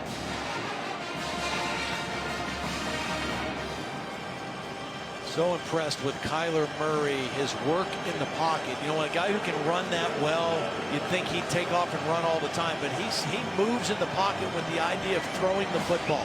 He runs when he needs to run, and he runs when it's a designed quarterback run. But he stays in there and moves to throw, and did it beautifully on that 3rd down play. 2nd and 7. Now there might be a timeout. Sermon. There's a timeout. Texas fans hollering toward Tom Herman to use the timeout, and he does with 2:04 to go. And can Oklahoma convert on another 3rd down? We'll find out right after this. Texas. Back at the Dr. Pepper Big 12 Championship, Oklahoma leading by 5. And here's today's Dr. Pepper Spotlight. Well, the spotlight is on Kyler Murray, who started slowly 4 for 9, but has really picked it up. Beautiful use of his eyes. We've seen this a lot today. Moving the safety, holding the safety where he wants. Comes back with a nice touchdown pass to CeeDee Lamb. Here's another one to Calcaterra.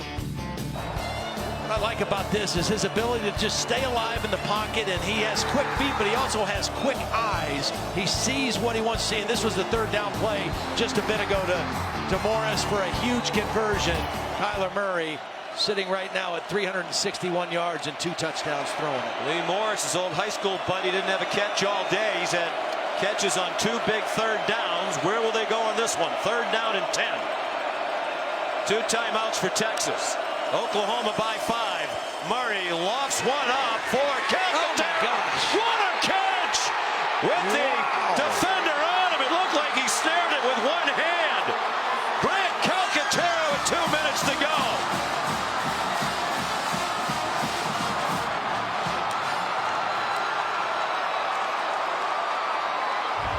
They decided to press on the outside. Touchdown is confirmed. Calcaterra working on B.J. Foster, and it was a one-handed catch from a beautiful throw by Kyler Murray.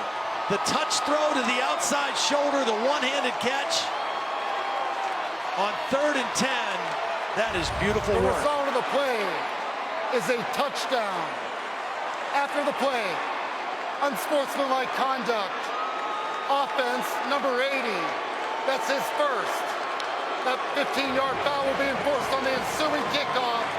Try for point. He spiked the football. What a drive, a championship drive, yes. It seems, for Oklahoma. They held the ball for 6 minutes and 19 seconds, 11 plays, and barring something remarkable in the last 2 minutes, they'll be the Big 12 champions for the 4th year in a row, and quite possibly on their way to the college football playoff. A lot to be determined elsewhere on this championship Saturday. They were 3 for 3 on 3rd down. the drive, including this one. Murray to Calcaterra.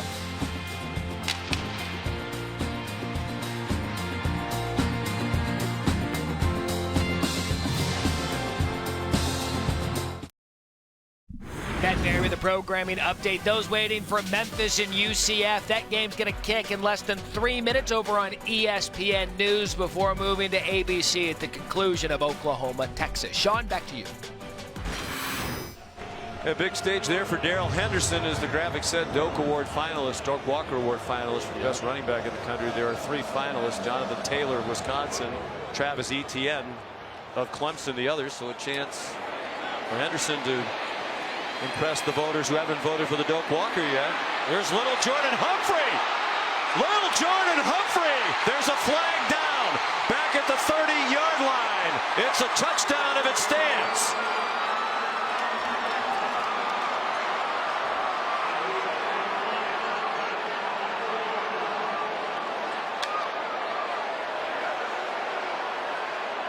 During the return, holding receiving team number 29. 10-yard penalty from the spot of the foul. First down. Josh Thompson called for a crushing penalty for Texas. Oh, right there in the middle of the frame. Number 29. There's the left hand grabbing jersey and maybe even face mask on the return. Little Jordan Humphrey.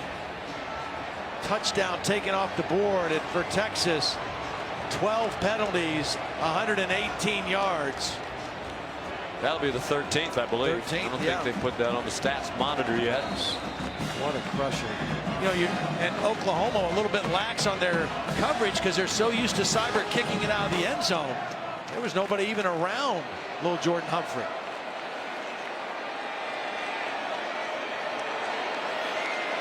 The ball back on the 20. Kickoff return touchdown wiped out. Ehlinger over the middle. Devin Duvernay, he can fly. He gets them all the way out to midfield. They're not a big play offense. They haven't had a play from scrimmage of over 50 yards all season long. They're not really built to play come from behind necessarily either. That's just in a difficult situation right now. 2 timeouts for Texas. Ehlinger on target. Little Jordan Humphrey a yard short of the first down, shoved out by Caleb Kelly at the 43-yard line of Oklahoma. Before those 2 plays, which were both first down plays, the difference in this game has been the Oklahoma defense on first down. In the first half, Texas averaged over 7 yards a play. In the second half, under 2 yards until this last possession. That has been a huge change for this Sooner defense in the ballgame. Ehlinger had a wall in front of him, circled back to get away, incomplete pass for Johnson. And you think back to last week too, Todd, the game for Oklahoma at West Virginia, one they absolutely had to have. They didn't win that game. They weren't even going to be in this game. Right. And the Oklahoma defense, much criticized, deservedly so for a lot of reasons, scored 2 defensive touchdowns in a 3-point win. Right. And today, the safety, an enormous play for the defense. Absolutely. And they've had plays like that over the last half of the season. Ehlinger on 3rd and 1. The first down to the 40. Kenneth Mann, the tackle. Time running out on this Texas Longhorn team. 1:15 to go. Needing 2 scores on target. Jerron Hurd, the former quarterback, with his first catch of the day, just his 12th of the season, senior from Denton, Texas. A nice read by Sam Ehlinger. 2 deep safeties. The middle of the field is open, and Hurd was able to exploit that opening. Ehlinger to the end zone. Johnson, who's had a record-setting day, couldn't hang on to that one. They've given him a lot of opportunities on plays like that. He's used his big body. I think he's become an even better and more physical receiver in the second half of the season. he has had an outstanding ball game tonight. For a great family, his dad, Johnny Johnson, was an All-American defensive back at Texas in the late 70s. Played 10 seasons for the Rams. He's in the College Football Hall of Fame. From the 19, they've been in the red zone 3 times previously with 3 touchdowns. And that one is intercepted. A game-sealing play off the ricochet. Trey Norwood wraps up the Big 12 championship for Oklahoma for the 4th year in a row.